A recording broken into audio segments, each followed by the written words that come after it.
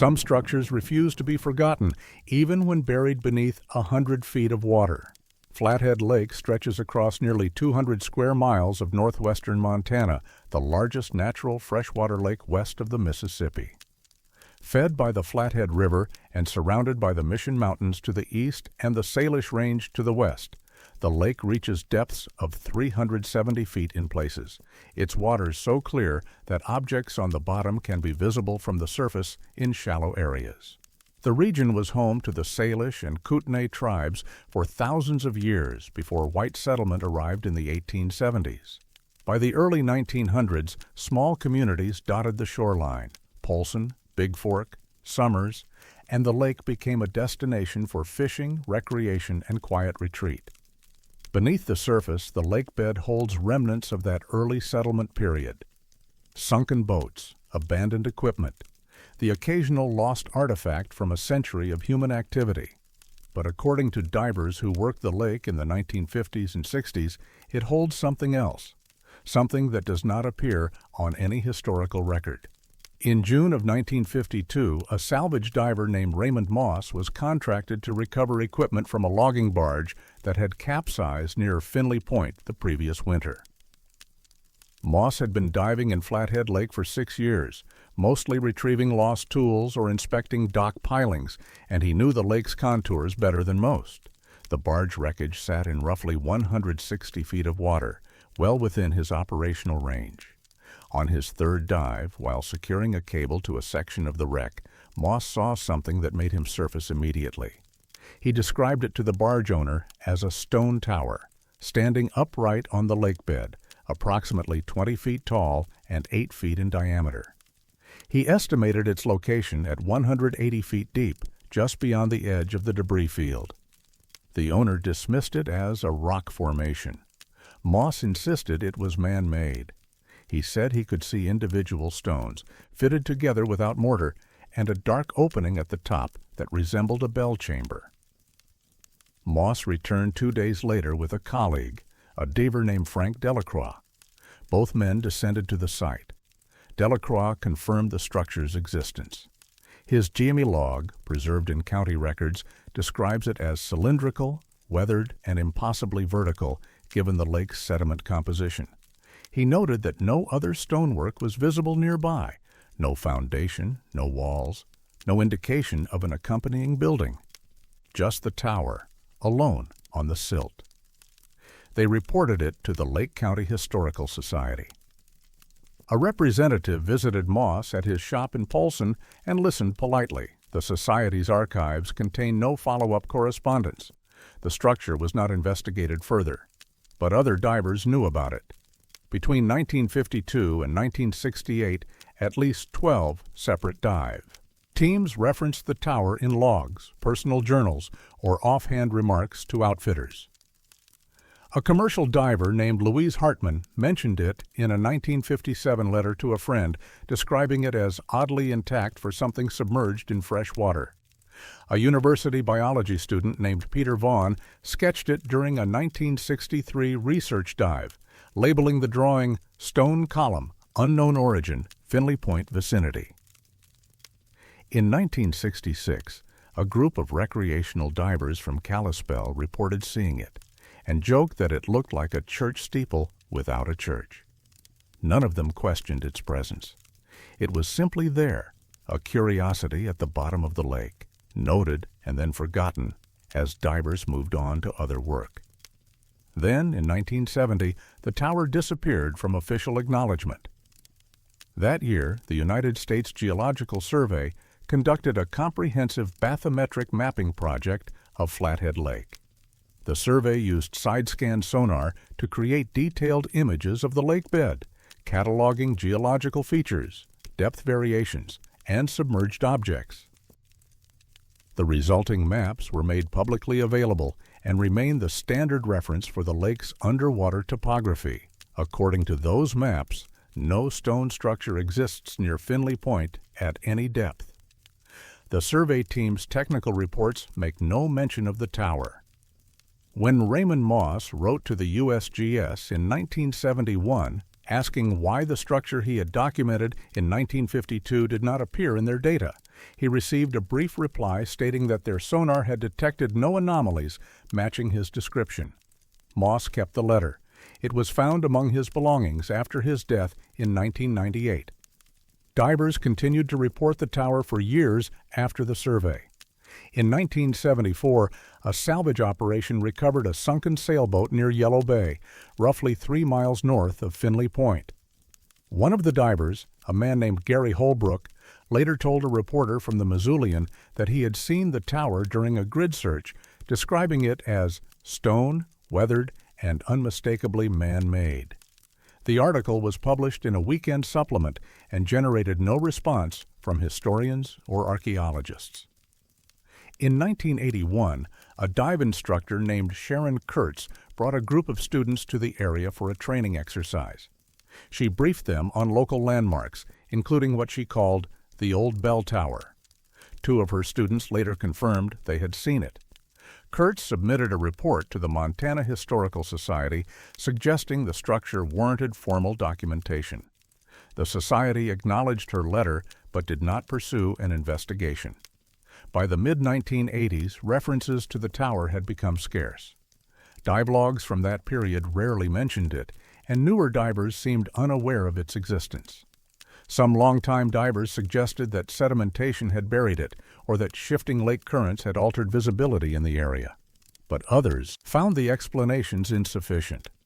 Structures do not simply vanish from collective memory without cause, especially when multiple witnesses over multiple decades have documented the same object in the same location. In 2004, an independent researcher named Martin Espinoza attempted to locate the tower using modern sonar equipment. Espinoza had spent years investigating submerged historical sites across the western United States and had heard rumors about Flathead Lake's unexplained structure. He chartered a boat and conducted a methodical sweep of the area described in the older dive logs. His sonar detected no stone tower. It did, however, register an acoustic anomaly, a return signal that suggested a dense, vertical object approximately 20 feet in height, located at a depth consistent with earlier reports. When Espinoza tried to get a clearer reading by repositioning the boat, the signal disappeared. He repeated the scan 3 times over 2 days. The anomaly appeared twice more, always briefly, always in slightly different coordinates within a 100-yard radius. Espinoza concluded that either his equipment was malfunctioning or the lakebed was reflecting sound in unpredictable ways. He submitted his findings to a journal of underwater archaeology. The paper was rejected for lacking sufficient evidence. Local historians remain divided on whether the tower ever existed. Some argue that Raymond Moss and other divers misidentified a natural rock formation, that the human mind imposes structure on ambiguous shapes, especially in low-visibility environments. Others point to the consistency of the descriptions, stone, cylindrical, vertical, and the fact that the witnesses were experienced divers with no apparent motive to fabricate. A third group suggests the tower was real, but was deliberately removed or destroyed sometime in the late 1960s, possibly as part of a construction project or archaeological salvage that went undocumented.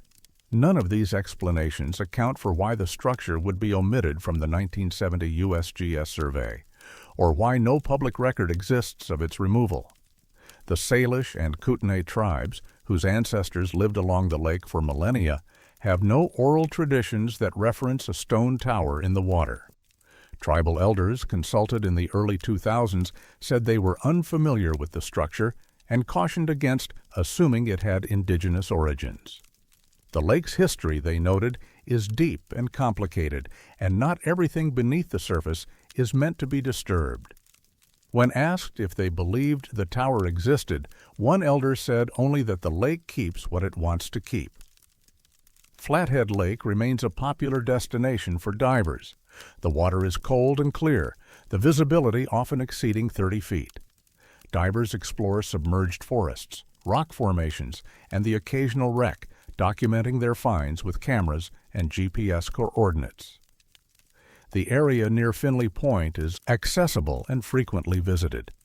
No one has reported seeing the tower in over 20 years. Dive shops in Polson and Big Fork are aware of the old stories, but treat them as local folklore, interesting anecdotes with no bearing on actual diving conditions. When pressed, a few instructors will admit they have heard of divers who claim to see something strange near Finley Point, but they cannot provide names or specifics. The stories have become vague with repetition, stripped of detail until only the outline remains. A tower alone on the lake bed, seen by some and denied by others. The most unsettling aspect of the mystery is not the tower's existence or absence, but the way it has been erased from active discourse. Structures leave traces, building permits, land records, church registries, newspaper mentions. A bell tower implies a community, a congregation, a reason for construction. If the tower predates the lake's current water level, it would suggest a settlement older than any known in the region. If it was built after the lake filled, it would imply an engineering effort of considerable ambition. Either scenario should produce historical evidence. None exists. The tower appears only in dive logs and letters, fleeting references that were never pursued, never corroborated by institutions with the authority to make such things official. And so the question remains, unanswered and unanswerable by the available record.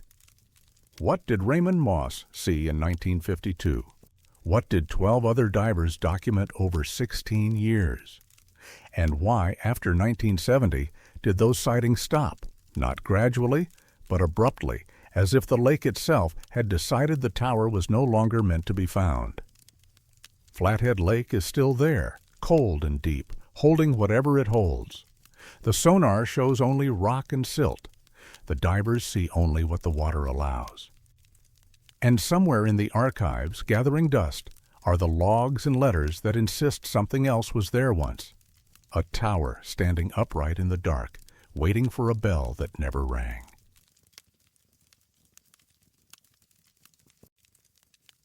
There are places where heat appears without source or reason. Flathead Lake freezes in layers. By mid-January, ice thickness across most of the lake reaches 8 to 12 inches, enough to support the weight of trucks and ice fishing shelters that dot the surface each winter. The process is predictable. As air temperatures drop, the lake's surface cools uniformly, and ice forms outward from the shoreline in a slow, methodical expansion. By late January, the entire lake is typically locked under a solid sheet, save for pressure ridges where the ice buckles and a few spots near river inflows where a current prevents freezing. The lake sits at an elevation of just under 3,000 feet, surrounded by mountains that trap cold air in the valley. Winter temperatures regularly fall below zero. The ice does not melt until March. This pattern has held for as long as records have been kept, which in Montana means well over a century. The lake behaves as it should. Until occasionally it does not. On January 14, 2009, a pair of ice fishermen named Kevin Strand and Albert Nyberg drove onto the lake near Yellow Bay, a shallow inlet on the eastern shore between the towns of Big Fork and Woods Bay. They had fished this area for years, targeting lake trout and whitefish that moved into the bay during winter months. The ice was solid, nearly 10 inches thick according to the auger marks they drilled to set their lines. Air temperature that morning was 9 degrees Fahrenheit. The sky was clear. Conditions were normal. Strand drilled his first hole and immediately noticed something wrong. Steam rose from the water, visible even in the cold air. He assumed he had hit a warm current from an underground spring, though he had never encountered one in this part of the lake before. He called Nyberg over. They drilled a second hole 10 feet away. More steam. The water, when they touched it, felt warm, not lukewarm, warm enough that Nyberg later compared it to bath water. They tested the temperature with a handheld thermometer intended for measuring air. The reading showed 68 degrees. They tested it again, assuming the instrument had malfunctioned. The reading held.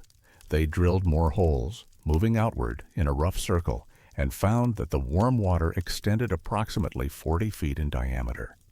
Beyond that perimeter, the water temperature dropped sharply back to the expected 34 degrees. The boundary was precise. Strand described it as stepping from one room into another. Inside the circle, the water was warm.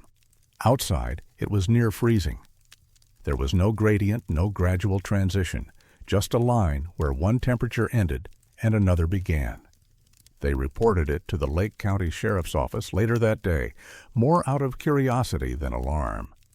The deputy who took the report suggested they contact the University of Montana's Flathead Lake Biological Station, which maintains a research facility on the lake's east shore. Strand called the station the following morning. A graduate student agreed to visit the site. By January 16th, word had spread among the local fishing community. More than a dozen ice fishermen had traveled to Yellow Bay to see the anomaly for themselves. All confirmed the same thing: a circular area of warm water roughly 40 feet across, with no apparent source. The surrounding ice remained solid, but within the circle, the ice was noticeably thinner, only 4 to 5 inches thick compared to 10 inches elsewhere. Fish, particularly lake trout and whitefish, had begun congregating in the warm zone. Anglers reported catches far exceeding what they would normally expect in midwinter. The fish were active, feeding aggressively, behaving as if it were spring rather than the coldest part of the year. A researcher from the biological station, Dr. Renee Kowalski, arrived on January 17th with a team of 2 assistants. They brought temperature probes, water sampling equipment, and a handheld sonar unit to measure depth and detect any subsurface features that might explain the phenomenon. Kowalski had worked on Flathead Lake for 8 years and had never encountered anything like it. The initial temperature readings confirmed what the fishermen had reported: 68 degrees within the zone, 34 degrees outside it. The boundary was sharp and geometrically consistent. Kowalski's team took water samples from both inside and outside the warm area, testing for chemical composition, pH levels, and dissolved gases. The samples were identical. Whatever was heating the water was not introducing foreign substances. The sonar revealed no underwater vents, no geological features that would indicate geothermal activity. The lakebed in that area consisted of silt and glacial sediment, typical for a flathead lake. There were no cracks, no fissures, no obvious conduits through which heated water might flow. Kowalski deployed a temperature probe on a cable, lowering it to the lakebed at a depth of 32 feet. The warm water extended all the way to the bottom. It was not a surface phenomenon.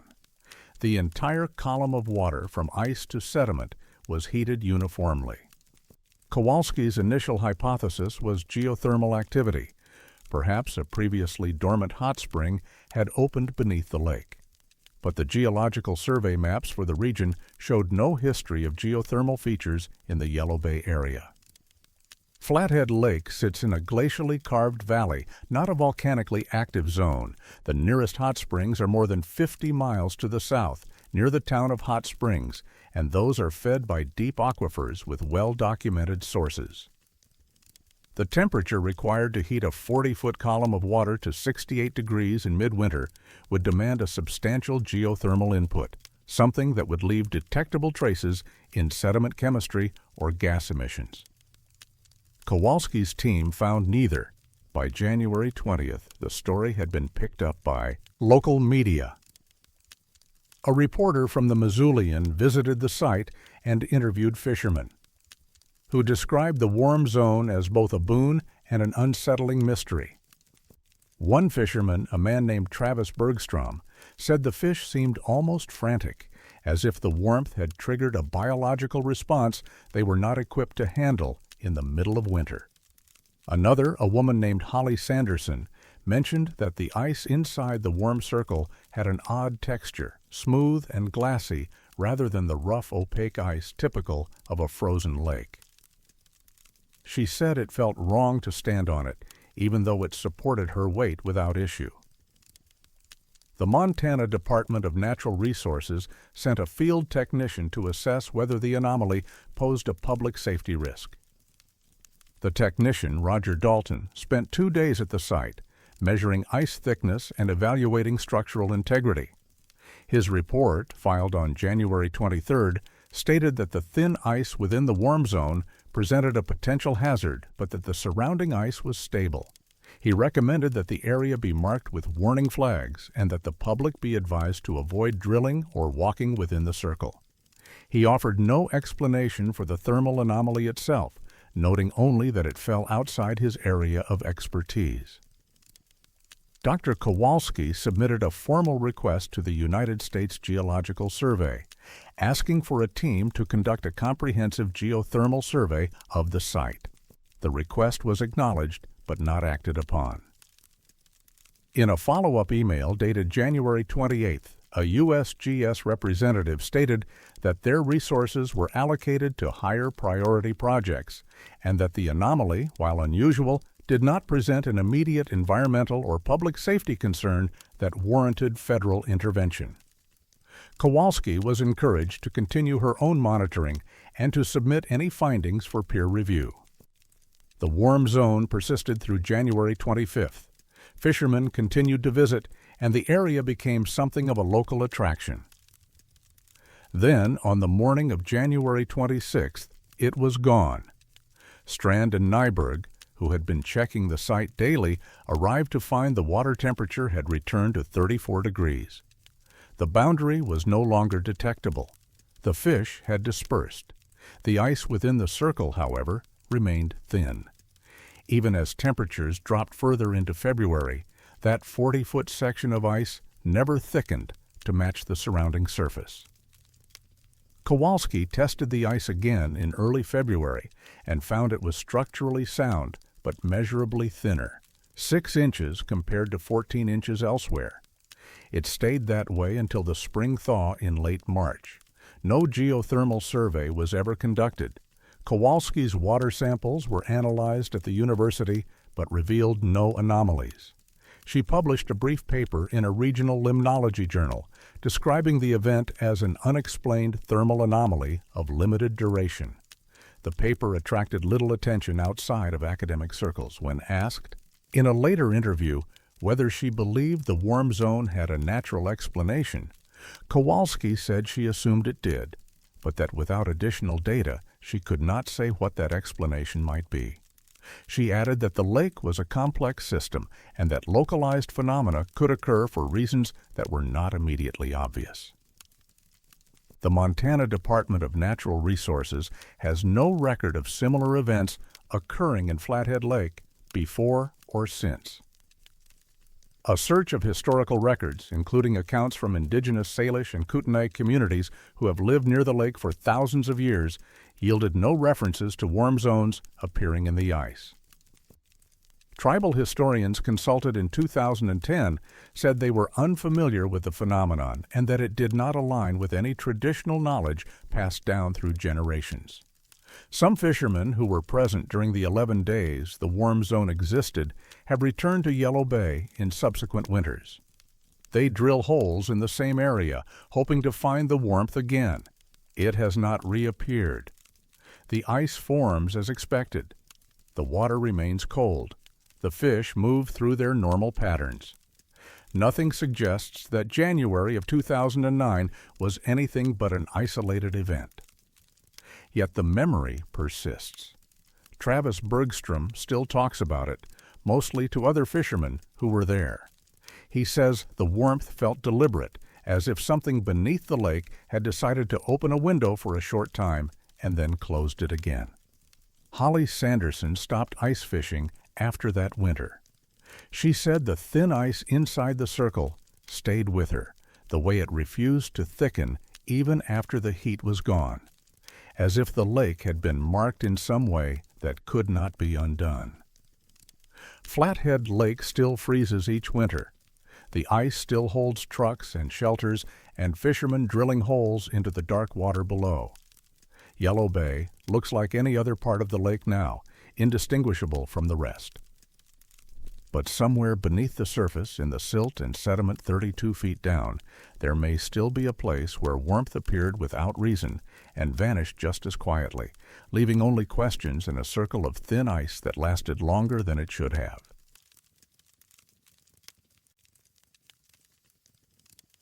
Some places refuse what is built upon them. The eastern shore of Flathead Lake stretches for nearly 30 miles between the towns of Big Fork and Polson, a corridor of private homes, seasonal cabins, and undeveloped forest that has changed little since the mid-20th century. The lake itself is spring-fed and remarkably clear, with visibility often exceeding 20 feet in shallow water. The shoreline between Woods Bay and Rollins is particularly gentle. Sandy bottom, gradual depth increase, minimal wave action. It is ideal dock building territory.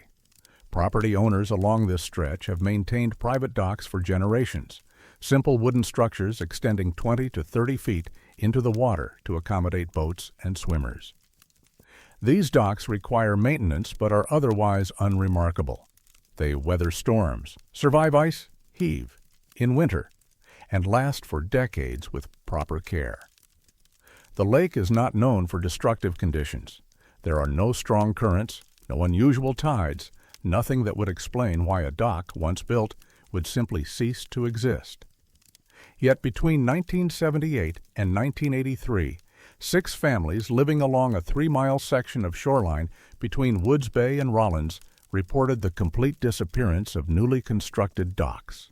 Not damaged, not broken apart and washed ashore. Gone, with no trace left behind except for pilings cut cleanly at the lake bed, as if severed by precision tools. The first incident occurred in late summer of 1978. A family named the Harringtons had purchased a cabin near Woods Bay the previous year and contracted a local builder, Douglas Kern, to construct a dock. Kern had built docks on Flathead Lake for 15 years and knew the area well. He used treated timber pilings driven 8 feet into the lake bed with a decking surface of 2-inch planks fastened with galvanized bolts. The structure was completed in early July. By mid-October, it was gone. Mrs. Harrington, whose first name was Diane, discovered the absence when she arrived to close the cabin for winter. She assumed vandalism or theft, though she could not imagine how anyone would dismantle a dock without leaving debris. She contacted the Lake County Sheriff's Office. A deputy visited the property and noted in his report that the pilings had been cut flush with the lake bed, visible when he waded into the shallow water. He found no tool marks, no sawdust, no fragments of wood anywhere along the shore or floating in the water. The dock had been removed with a thoroughness that seemed almost deliberate. The Harringtons filed an insurance claim. The claim was paid, and they did not rebuild. Douglas Kern, the contractor, was baffled. He had inspected the dock in late August and found it structurally sound. He told the sheriff's deputy that he had never seen anything like it, a complete removal with no evidence of how it was done. In 1979, 2 more docks vanished from properties within, a mile of the Harrington site. The first belonged to a retiree named Gordon Lipinski, who had hired a different contractor to build his dock in May of that year. Lipinski used metal pilings instead of wood, thinking they would be more durable. The dock disappeared in early September. The second belonged to a couple named the Fallons, who built their dock themselves using a kit purchased from a marine supply company in Kalispell. It was a simple floating dock, anchored to the lake bed with concrete weights. It vanished in late October. In both cases, the anchoring systems were found severed or missing entirely, with no debris recovered. Lipinski reported the incident to his insurance company and to local law enforcement. The deputy who responded was the same one who had investigated the Harrington case the previous year. He noted the similarity in his report, but offered no theory. The Fallons did not report their loss to authorities, assuming it was theft and that nothing could be done. They learned about the other disappearances only later, through casual conversation with neighbors. By 1981, the pattern had become difficult to ignore. 2 more docks vanished that year, both from properties between the earlier incidents. One belonged to a seasonal resident named Judith Kovar, who had built a steel-framed dock in June. It disappeared in August. The other belonged to a family named the Ostergaards, who used a contractor from Polson to construct a traditional wooden dock. It vanished in November, just before the lake froze. In 1983, a sixth dock disappeared, this one belonging to a man named Victor Palacios, who had ignored warnings from neighbors and built his dock in early summer. It was gone by September. Each family used different materials, different contractors, different designs. Some docks were wood, some were metal. One was a floating platform. Some were built in spring, others in summer. The only commonality was location. All 6 properties fell within a 3-mile stretch of shoreline and the method of disappearance. In every case, the structures vanished completely, leaving behind only severed pilings or anchor points and no recoverable debris. The property owners began talking among themselves. Diane Harrington organized a meeting in 1982, inviting everyone who had lost a dock. 7 people attended, including Gordon Lipinski and Victor Palacios. They compared notes. None had seen or heard anything unusual on the nights their docks disappeared. No boats, no vehicles, no lights on the water. Several had been at their cabins during the time the docks were taken and had noticed nothing. Judith Kovar said she had been sitting on her porch the evening before her dock vanished, looking out at the water, and the structure had been there, solid and intact. By morning, it was gone.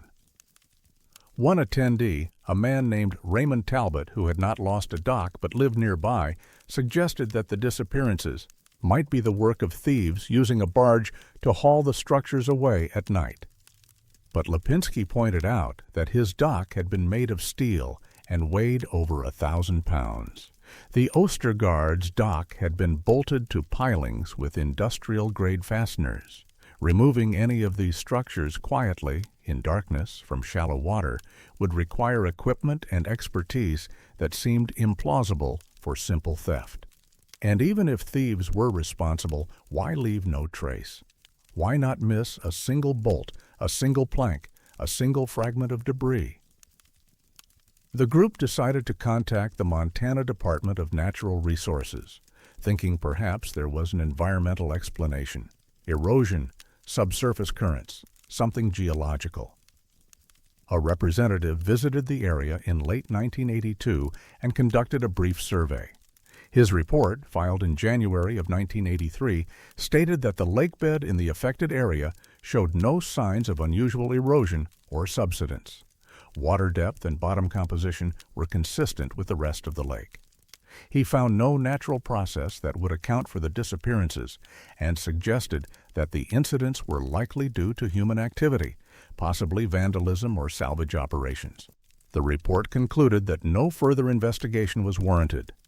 The Lake County Sheriff's Office opened a case file but made little progress. Deputies interviewed contractors, checked for reports of stolen construction materials, and reviewed boat traffic records from the Montana Fish, Wildlife, and Parks. Nothing led anywhere. No stolen docks turned up for resale, no arrests were made, no suspects identified. The case remained open but inactive. In 1984, a journalist from the Flathead Beacon, a regional newspaper, wrote an article about the disappearances. The piece was brief, focusing on the peculiarity of the incidents and the frustration of the property owners. It included quotes from Diane Harrington and Gordon Lipinski, both of whom expressed bewilderment more than anger. The article generated some local interest but no new information. A few readers wrote letters suggesting theories, insurance fraud, disputes between neighbors, even pranks by local teenagers, but none of the theories withstood scrutiny. The property owners had no motive for fraud, and the effort required to remove 6 docks without leaving evidence far exceeded what teenagers could plausibly accomplish. After 1983, the disappearances stopped. No new docks vanished from the affected stretch of shoreline. Some property owners rebuilt, using the same contractors and materials as before. These new docks remained intact. Others, like the Harringtons and Lipinski, chose not to rebuild, unwilling to risk a repeat of the loss. By the late 1980s, the incidents had faded from active discussion, remembered primarily by those who had experienced them firsthand. In 2007, a researcher from the University of Bapaué, Montana, conducting an unrelated study on property disputes along Flathead Lake, came across references to the vanishing docks in archived newspaper articles and sheriff's reports. Intrigued, he contacted several of the original property owners. Diane Harrington, still living near Woods Bay, agreed to an interview. She said the experience had left her with a persistent unease about the lake, a feeling that something about the shoreline in that area was fundamentally unwelcoming. She had stopped swimming there, even though the water was calm and clear. Gordon Lipinski, reached by phone, said he had never understood what happened and had stopped trying to. He had sold the property in the early 1990s and moved to Missoula. The researcher attempted to access the full case file from the Lake County Sheriff's Office, but was told that records from that period had been archived and were not readily available. A Freedom of Information request yielded a partial file containing incident reports and witness statements, but no investigative follow-up beyond the initial surveys. The Montana Department of Natural Resources had no additional documentation beyond the 1983 report. The affected stretch of shoreline remains residential. Docks line the properties, some old, some new. The water is shallow and clear, the lakebed visible in the sunlight. There is nothing about the area that suggests instability or danger. Boaters anchor there without incident. Children swim from the remaining docks. The lake behaves as it always has. But the families who lost their docks remember. Diane Harrington still lives in her cabin, though she no longer maintains a dock. She said in a recent conversation that she sometimes walks down to the shore and looks at the pilings, still there, just beneath the surface, cut clean and level. She said it feels like something was taken with purpose, not by accident or malice, but by something that simply did not want the docks to remain. She cannot explain the feeling, and she does not try to. She only knows that when she looks at the water in that place, it does not look back. It waits, patient and indifferent, for the next thing someone tries to build there.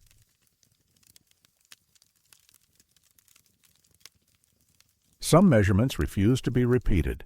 Flathead Lake was carved by glaciers more than 10,000 years ago, a deep gouge in the earth left behind when ice sheets retreated north and meltwater filled the basin. The lake stretches nearly 30 miles from north to south, hemmed in by mountains on both sides, with a narrow channel near its center known as the Narrows. This constriction, barely a mile wide, divides the lake into distinct northern and southern sections. It is also the deepest part of the lake. According to every official survey conducted since the 1930s, the maximum depth near the Narrows measures 370 feet, a figure confirmed by the United States Geological Survey in 1972 and again in 1998 using side-scan sonar and depth-sounding equipment. The lake's bathymetry has been mapped, studied, and published in scientific journals. The depth is not in question. It is a known fact, stable and verified. Until 2016, when a research team recorded something that should not have been possible. The University of Montana's Flathead Lake Biological Station operates a research vessel year-round, conducting studies on water quality, fish populations, and sediment composition. In early September of 2016, a team led by Dr. Hannah Mercer, a limnologist with 12 years of experience on the lake, set out to collect sediment cores near the Narrows as part of a long-term study on climate change impacts. The work was routine. The vessel, a 38-foot research boat equipped with sonar, GPS, and depth-sounding instruments, anchored at coordinates that placed it directly over the lake's deepest known point. Mercer's team had visited this location dozens of times. The depth readings were always consistent. 368 to 370 feet, depending on seasonal water levels. On September 7, 2016, the sonar registered a reading of 1,240 feet. The anomaly appeared at 11:23 in the morning. Dr. Mercer was reviewing data from an earlier core sample when one of her graduate students, a man named Colin Rafferty, called her attention to the sonar display. The screen showed a depth far exceeding anything previously recorded. Mercer assumed instrument malfunction. She checked the equipment, verified the calibration settings, and restarted the system. The reading remained 1,240 feet. She asked Rafferty to activate the backup sonar unit, a different model from a different manufacturer. It registered the same depth. A third device, a handheld depth sounder used for shallow water measurements, was deployed over the side. It also confirmed the reading. For 90 seconds, all three instruments agreed. The lake beneath them was more than 1,000 feet deep. Then, without warning, the readings returned to normal.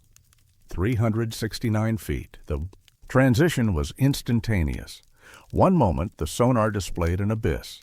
The next, it showed the expected lake bed. Mercer documented the event in the vessel's log, noting the time, coordinates, weather conditions, and equipment used. She also photographed the sonar screens while the anomaly was visible, though by the time she retrieved her camera, the readings had already reverted.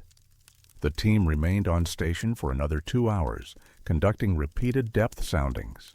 Every measurement showed 369 feet. The anomaly did not return. Mercer collected her sediment cores as planned and returned to the biological station that evening. She reviewed the data logs from all three instruments. The anomaly was recorded clearly in each one, a sharp spike in depth lasting 90 seconds, followed by an equally sharp return to baseline. The timestamps matched across all devices. Whatever had happened, it had been detected simultaneously by independent systems. Mercer reported the incident to her department chair and submitted a formal incident report to the university's research office. She described the anomaly as an unexplained instrumental artifact, though she noted that simultaneous failure across 3 different sonar systems was highly unlikely. She requested funding for a follow-up survey using more advanced equipment. The request was denied. The department chair, in an email dated September 14th, suggested that the readings were likely the result of a thermocline or subsurface turbulence that temporarily distorted the sonar signals. He encouraged Mercer to continue her sediment research and not to devote further resources to investigating what he termed a transient technical glitch. Mercer was not satisfied with that explanation. Thermoclines, layers of water with different temperatures, can affect sonar accuracy, but they do not create depth readings 3 times greater than reality. She contacted colleagues at other institutions who specialized in underwater acoustics. One researcher, Dr. Lawrence Kincaid from the Woods Hole Oceanographic Institution, reviewed her data and agreed that the readings were anomalous. He suggested that a temporary void or cavitation in the lakebed might have caused the sonar to measure open space beneath the sediment, though he acknowledged that such voids do not occur in glacial lake systems. Another colleague, a geophysicist named Dr. Anya Volkov, proposed that seismic activity might have created a brief fracture in the lakebed, allowing the sonar to detect a subterranean chamber. But there were no recorded earthquakes in Montana on September 7, 2016, and no geological evidence of cavities beneath Flathead Lake. In October of 2016, Mercer returned to the Narrows with a different research team and a more sophisticated sonar array borrowed from a colleague. They conducted a systematic survey of the area, taking measurements every 50 feet in a grid pattern. Every reading fell within the expected range of 360 to 370 feet. No anomalies were detected. Mercer deployed an underwater camera to inspect the lakebed visually. The footage showed silt, small rocks, and aquatic vegetation, typical for the area. There were no cracks, no depressions, no features that suggested instability or subsurface voids.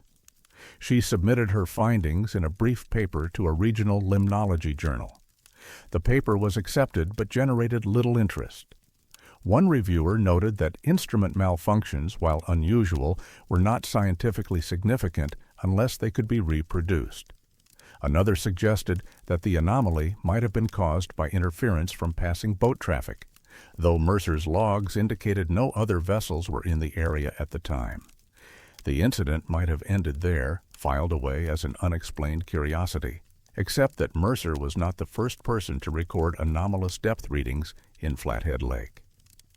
In 1989, a fisheries biologist named Gerald Ostrom reported similar findings during a survey near the Narrows.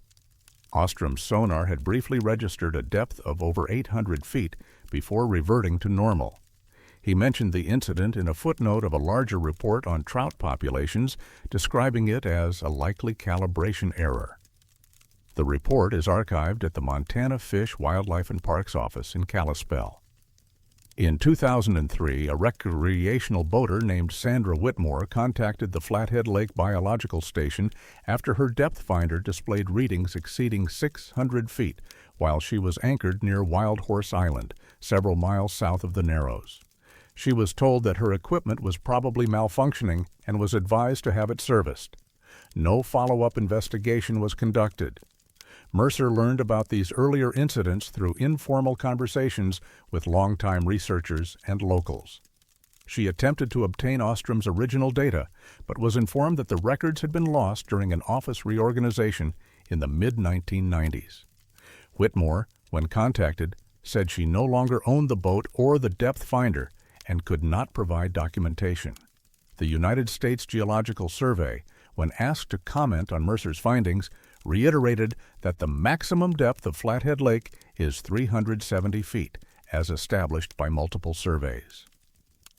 A spokesperson stated that localized sonar anomalies can occur due to equipment error, environmental factors, or operator misinterpretation, and that isolated incidents do not constitute evidence of inaccurate bathymetric data. The USGS has no plans to conduct a new comprehensive survey of the lake. Dr. Mercer continued her work at the biological station but did not pursue the depth anomaly further. In a 2018 interview with a local science journalist, she said that the incident remained unexplained, but that she had exhausted her ability to investigate it with the resources available. She noted that the lake had been studied extensively for over a century and that the depth readings were considered reliable. She also said that science often encounters data that does not fit existing models, and that sometimes those anomalies are never resolved. When asked if she believed the lake might actually be deeper than recorded, she said she did not know. She said the instruments had recorded what they recorded and that the data was accurate for the 90 seconds it existed. Colin Rafferty, the graduate student who first noticed the anomaly, completed his degree in 2017 and left Montana to pursue a career in environmental consulting. In an email exchange, he said the incident had stayed with him. He said it felt less like equipment failure and more like the lake revealing something it usually kept hidden. He could not explain the feeling, and he did not expect anyone to believe it. He only knew that for a minute and a half the sonar had shown him a depth that should not exist, and then it was gone. Flathead Lake remains one of the most studied bodies of water in Montana. Researchers continue to collect data, measure depths, and map the lake bed. The Narrows is visited by boaters, fishermen, and scientists throughout the year. The depth is 370 feet, as it has always been. The maps are accurate. The surveys are thorough. The lake is known. But the instruments recorded something else, if only briefly. And the question remains, unanswered and unanswerable, with the data available. Was the anomaly a failure of the equipment, or a truth the lake allowed to surface for 90 seconds before pulling it back down into the dark? Dr. Mercer still works on Flathead Lake. She passes over the Narrows regularly, conducting her research, collecting her samples. She does not mention the depth anomaly unless asked directly.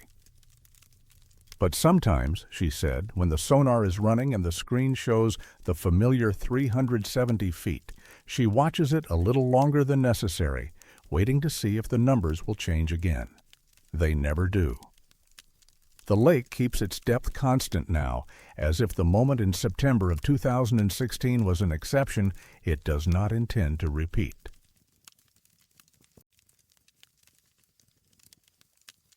Some images capture what should not be there. Wild Horse Island sits in the southern basin of Flathead Lake, a 2,000-acre landmass of ponderosa pine forest, rocky shoreline, and open meadow that has remained largely undeveloped since it became a state park in 1978. The island was named for the wild horses that grazed there in the 19th century, though the last confirmed sighting of feral horses was in the 1940s. Today, the island is accessible only by boat and sees a few thousand visitors each year. Hikers, birdwatchers, and photographers drawn by the landscape and the views across the lake toward the Mission Mountains. The eastern shore offers a particularly clear sightline, water, sky, and the peaks rising beyond. On summer afternoons, the light is soft and even, ideal for landscape photography. The view has been photographed thousands of times over the decades by professionals and amateurs alike, using every type of camera from large format film to modern digital sensors. And in a narrow window of time each day, those photographs show something that is not there when you look with your eyes. The anomaly was first documented, though not recognized as such, in 1947. A photographer named Russell Whitaker visited Wild Horse Island in late July of that year as part of a freelance assignment for a regional travel magazine. Whitaker was an experienced landscape photographer who had worked throughout Montana and the northern Rockies. He took several photographs from the island's eastern shore in the late afternoon, intending to capture the interplay of light on the water and mountains. When he developed the film in his darkroom in Missoula, he noticed a dark horizontal band across the horizon in one of the images, a stripe of shadow or discoloration that obscured the lower slopes of the mountains. He assumed it was a processing error, perhaps a light leak in the camera or a flaw in the film emulsion. The image was not used in the magazine spread. Whitaker kept the negative in his archive, where it remained for decades. In 1962, a geology student from the University of Montana named Patricia Delvecchio took a series of photographs from Wild Horse Island as part of a study on glacial geology. She was documenting the visible layers of sediment and rock formation in the surrounding peaks. Several of her photographs, taken on a clear August afternoon, showed the same dark band across the horizon, a distinct stripe that appeared to obscure the mountains at a specific elevation. Delvecchio noted the anomaly in her field journal, describing it as possible atmospheric distortion or camera defect. She took additional photographs the following day from the same location, but the band did not appear. The images were filed with her thesis materials and not examined further. The pattern continued unnoticed for years. Photographers visiting Wild Horse Island would occasionally capture the dark band in their images, assume equipment failure or atmospheric conditions, and move on. The anomaly was inconsistent enough that no single photographer encountered it more than once or twice, and there was no central repository where these images might be compared. It was not until 2008, with the advent of online photography forums and image-sharing platforms, that the pattern became visible. A nature photographer named Brian Tolliver posted a series of images from Wild Horse Island to a regional photography forum in June of 2008. One photograph, taken at 4:19 in the afternoon, showed a dark band stretching horizontally across the frame, obscuring the mountains in a way that seemed unnatural. Tolliver asked if anyone knew what might cause such an effect. Within days, 3 other photographers responded, each sharing images they had taken from the island's eastern shore that showed the same phenomenon. All had assumed the issue was unique to their equipment or shooting conditions. When they compared metadata, they discovered that every affected photograph had been taken between 4:15 and 4:25 in the afternoon during summer months. Tolliver, intrigued by the consistency, returned to Wild Horse Island in July of 2008 with multiple cameras, a digital SLR, a film camera, and a smartphone. He positioned himself on the eastern shore and began taking photographs every 2 minutes, starting at 4 o'clock. At 4:17, the dark band appeared in the digital images. He immediately checked the viewfinder and the live preview screen. The band was visible in the captured image, but not in the live view. He looked toward the horizon with his naked eye. The mountains were clear and unobstructed. He took a photograph with the film camera at the same moment. When developed, the film showed the same dark band. The smartphone camera also captured it. The band persisted in every photograph taken between 4:17 and 4:23. At 4:24, it was gone. Tolliver repeated the experiment the following day with identical results. He documented the phenomenon in a detailed blog post, including sample images and metadata, and invited other photographers to attempt to replicate his findings. Over the next 2 years, more than 40 photographers visited Wild Horse Island specifically to test the phenomenon. Not all succeeded. Weather conditions, exact positioning, and time of year seemed to matter. But enough confirmed the effect that a consensus emerged. Photographs taken from the island's eastern shore during a specific 6-minute window in late afternoon between late June and early September consistently showed a dark horizontal band across the horizon. The band was always at the same elevation relative to the mountains, always the same width, and always invisible to the naked eye. It appeared regardless of camera type, lens, or film stock. Digital sensors and chemical emulsions both registered it. A photographer named Lydia Marquardt, who had contributed images to the online discussion, contacted the University of Montana's Physics Department in 2009 to ask if anyone could explain the phenomenon. A professor of atmospheric optics, Dr. Jerome Vasquez, agreed to review the images. Vasquez examined the metadata and the photographs themselves, paying particular attention to exposure settings, light conditions, and the spectral characteristics of the band. His preliminary assessment was that the phenomenon resembled a mirage or temperature inversion effect, where layers of air at different temperatures bend light in unusual ways. However, mirages are visible to the naked eye, and they do not produce perfectly horizontal bands with such consistent geometry. Vasquez admitted he could not explain why cameras captured the effect, but human vision did not. He visited Wild Horse Island in August of 2009 with a graduate student and a set of optical instruments, including spectrometers and polarized filters. They arrived at 4 o'clock and set up equipment on the eastern shore. At 4:17, Vasquez took photographs while simultaneously observing the horizon through binoculars and recording the scene with a video camera. The still photographs showed the dark band.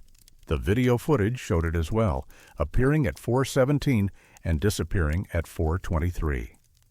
Vasquez observed the horizon directly during the entire window and saw nothing unusual. The mountains remained clearly visible. He tested for atmospheric particulates, temperature gradients, and humidity variations. All readings were normal.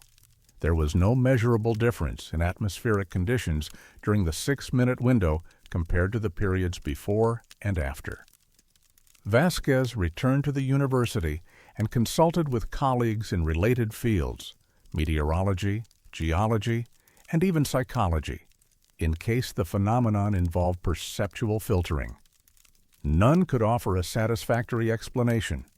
He drafted a paper describing the phenomenon but declined to submit it for publication, stating in an email to Marquardt that he lacked sufficient data to propose a credible mechanism. He recommended further study but did not pursue it himself. In 2012, a geologist named Dr. Fiona Cresswell, who specialized in glacial formations and had worked extensively in the Flathead region, reviewed the photographs at the request of a colleague. Cresswell noted that the elevation at which the dark band appeared corresponded roughly to the tree line on the surrounding peaks, the boundary where forest gives way to exposed rock and snow. She suggested that the band might be a photographic artifact related to how cameras process contrast and shadow at specific angles. However, she could not explain why the artifact would appear only during a narrow time window and only from one location. She also pointed out that the band appeared in film photographs from 1947, long before digital image processing existed. The phenomenon has been documented in photographs spanning from 1947 to the present day. Archival images from Wild Horse Island, held in collections at the Montana Historical Society and the University of Montana, include at least 8 photographs from different decades that show the dark band. In each case, the photographer noted the time of day in their records, and all fall within the same afternoon window. Modern photographers continue to capture the effect. A search of online image databases in 2023 yielded over 150 photographs from Wild Horse Island's eastern shore that show the band, all taken during summer afternoons between 4:17 and 4:23. No institutional investigation has been conducted. The Montana State Parks Department is aware of the phenomenon but treats it as a curiosity rather than a concern. A spokesperson, when contacted, said that the park receives occasional questions about the photographs, but that visitors are not prohibited from taking pictures at any time of day.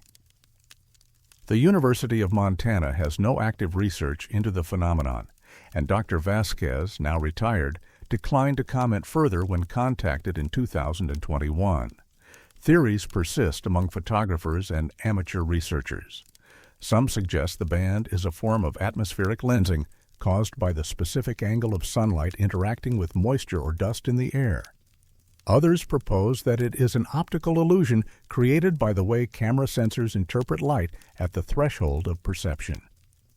A few have suggested more unconventional explanations: electromagnetic interference, unknown geological features, or even a flaw in the way photographic media interacts with the landscape itself. None of these theories have been substantiated. What remains undisputed is the consistency of the phenomenon.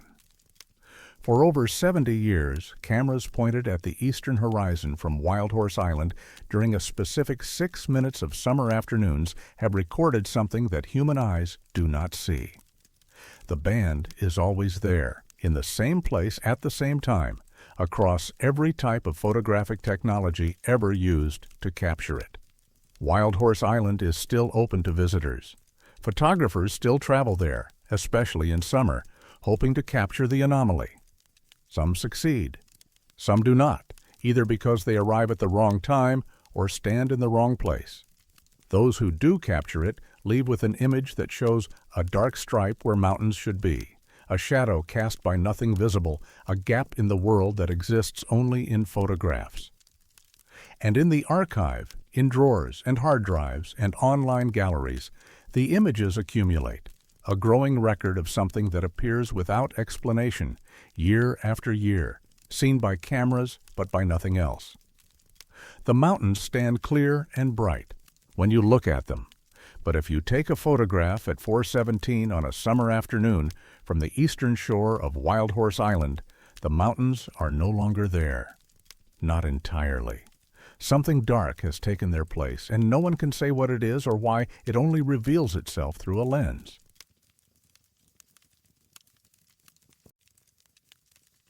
Some patterns are too precise to be natural. Flathead Lake has no tides. It is a freshwater body fed by the Flathead River at its northern end and drained by a controlled outlet at Kerr Dam to the south. The lake's water movement is governed by wind, temperature gradients, and the slow circulation patterns typical of large, deep lakes. Currents exist, but they are variable, shifting with weather, season, and the influx of snowmelt in spring. Hydrologists expect variability. They expect fluctuation. What they do not expect is a current that moves at exactly the same speed, in exactly the same direction, through every condition the lake experiences across more than 60 years. The current runs along the western shore of Flathead Lake, beginning near the town of Lakeside and extending south for approximately 18 miles to the community of Elmo. It flows in a narrow corridor roughly 100 yards offshore, detectable by divers, drift measurements, and subsurface current meters.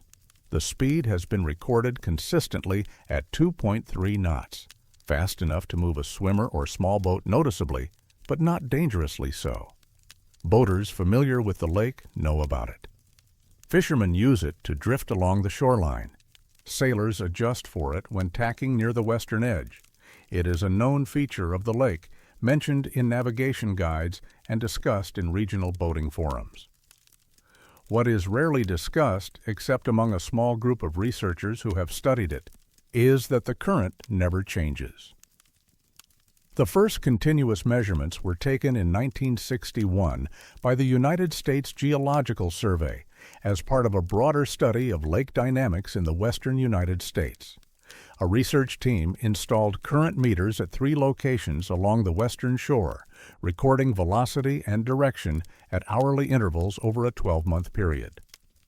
The data showed a consistent southward flow averaging 2.3 knots with minimal variation. The team's report, published in 1963, noted the current as a stable feature but did not flag it as unusual. Lakes often have dominant circulation patterns. The measurements were filed and the equipment was removed. In 1974, a graduate student named Philip Kowalczyk at the University of Montana revisited the USGS data as part of his thesis on lake hydrology. Kowalczyk was interested in seasonal variation, how lake currents respond to spring runoff, summer stratification, and winter ice cover. He expected to see fluctuations in the western shore current corresponding to these changes. Instead, he found that the current remained remarkably stable across all seasons. Intrigued, he requested funding to install new monitoring equipment and collect fresh data. His proposal was approved, and in the summer of 1975, he deployed current meters along the same stretch of shoreline studied in 1961. Kowalczyk's instruments recorded a southward current of 2.3 knots. Over 9 months of continuous monitoring, the speed varied by no more than 0.1 knots, a degree of consistency he found difficult to explain. Most natural currents fluctuate in response to wind, temperature, or inflow changes. This one did not. Kowalczyk's thesis, submitted in 1976, included a section on the western shore current, describing it as anomalously stable and suggesting that further research might reveal an unknown subsurface feature or geothermal input that maintained the flow. His thesis advisor approved the work but recommended caution in making strong claims without additional data. No follow-up study was conducted until 1993, when a team from Montana State University, led by Dr. Eleanor Vasquez, launched a comprehensive survey of Flathead Lake's hydrological characteristics. The survey included the installation of permanent current monitoring stations at 6 locations around the lake, funded by a federal grant aimed at understanding how large lakes respond to climate change. One of the stations was placed along the western shore near the town of Dayton, directly within the corridor identified by earlier studies. The data collected between 1993 and 2000 matched the findings from 1961 and 1975. The current flowed south at 2.3 knots with negligible variation. Dr. Vasquez, a hydrologist with 20 years of experience studying freshwater systems, found the consistency unsettling. She compared the western shore current to measurements from other locations on the lake, which showed expected variability. Currents that strengthened during storms, weakened in calm conditions, reversed direction under certain wind patterns. The western shore current did none of these things. It flowed steadily, indifferent to external forces. Vasquez presented her findings at a limnology conference in 2001. Her paper, titled Anomalous Stability in Subsurface Flow Patterns, a case study from Flathead Lake, described the current as the most hydrologically consistent feature she had encountered in her career. She proposed several possible explanations: a subsurface channel carved into bedrock that constrained the flow, a geothermal vent providing continuous energy input, or an undocumented groundwater source feeding the current from below. Each hypothesis had problems. Sonar surveys of the lakebed showed no subsurface channels. Geothermal activity in the Flathead region is minimal and localized far from the lake. Groundwater inflow would introduce temperature or chemical signatures detectable in water samples. None were found. One attendee at the conference, a physicist named Dr. Raymond Ishikawa, who specialized in fluid dynamics, suggested that the current might be a resonance phenomenon, a self-sustaining flow pattern maintained by the lake's geometry and depth profile. Vasquez considered the idea but found it implausible. Resonance requires specific conditions that are rarely stable over long periods. The current had persisted through significant changes in lake level, including a drought in the early 2000s that lowered the water surface by several feet. The flow remained unchanged. In 2007, Vasquez secured additional funding to conduct a more detailed investigation. She deployed an array of sensors along the western shore, measuring not just current speed and direction, but also temperature, salinity, dissolved oxygen, and turbulence. The instruments were left in place for 18 months, recording data every 15 minutes. The results, analyzed in 2009, showed that the current's velocity held within a narrow range, 2.2 to 2.4 knots, across all recorded conditions. During a severe windstorm in November of 2008, surface currents across the rest of the lake accelerated dramatically. The western shore current remained at 2.3 knots. Vasquez published her findings in a peer-reviewed hydrology journal in 2010. The paper attracted modest attention within the scientific community, but little public awareness. Several colleagues contacted her with questions. One hydrologist from the Great Lakes region said he had encountered similarly stable currents in Lake Superior, but never with such long-term consistency.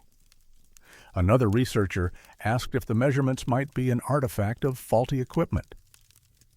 Vasquez replied that the data had been collected using multiple independent instruments over nearly 50 years.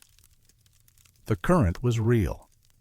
A follow-up study was proposed in 2012 involving more advanced instrumentation and collaboration with researchers from federal agencies.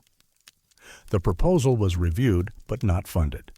The review panel noted that while the phenomenon was interesting, it did not present a clear environmental hazard or align with priority research areas. Vasquez continued monitoring the current using existing equipment until her retirement in 2015. The data she collected in those final years showed the same pattern: 2.3 knots, southward flow, minimal variation. The monitoring station near Dayton remains operational, maintained by the University of Montana's Flathead Lake Biological Station. Current measurements are recorded automatically and archived in a database accessible to researchers. As of 2023, the western shore current continues to flow at 2.3 knots. Seasonal reports show variations of no more than 0.1 knots. The pattern has held for 62 years. Local boaters are aware of the current, but generally regard it as a predictable feature of the lake, no different from a steady wind or a reliable fishing spot. A marina operator near Lakeside, interviewed in 2018, said he had been working on the lake for 30 years and the current had always been there, always the same. He said it was useful for drifting along the shoreline and that he had never thought much about why it existed. When told that scientists found it unusual, he said he supposed everything had to come from somewhere, but that didn't make it strange. a member of the Confederated Salish and Kootenai tribes, whose ancestors have lived near Flathead Lake for thousands of years, was consulted in 2016 as part of a broader oral history project. He said the tribal elders spoke of a path in the water along the western shore, a current that had been known for generations. It was considered a feature of the lake, neither good nor bad, simply present. He said there were no stories explaining its origin or purpose. It was simply accepted as part of the lake's character. Dr. Vasquez, now retired and living in Missoula, was contacted in 2022 for an informal interview. She said the Western Shore current remained the most puzzling phenomenon she had encountered in her career. She said natural systems are inherently variable, shaped by countless interacting factors that produce change over time. A current that does not change, that holds the same velocity decade after decade, suggests a forcing mechanism of extraordinary stability.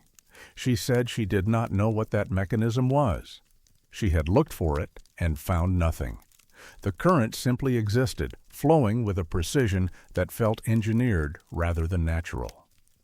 Flathead Lake continues to be studied by researchers interested in freshwater ecosystems, climate impacts, and hydrological modeling.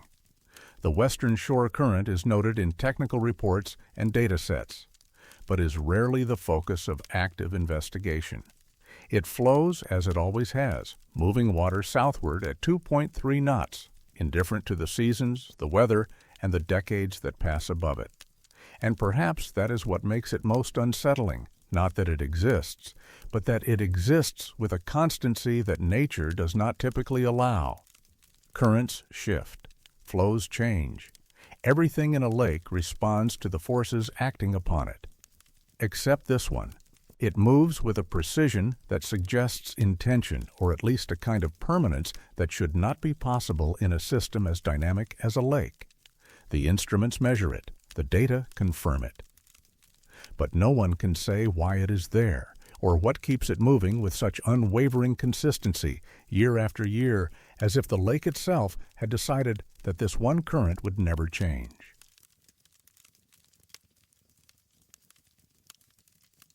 Some sounds arrive later than they should.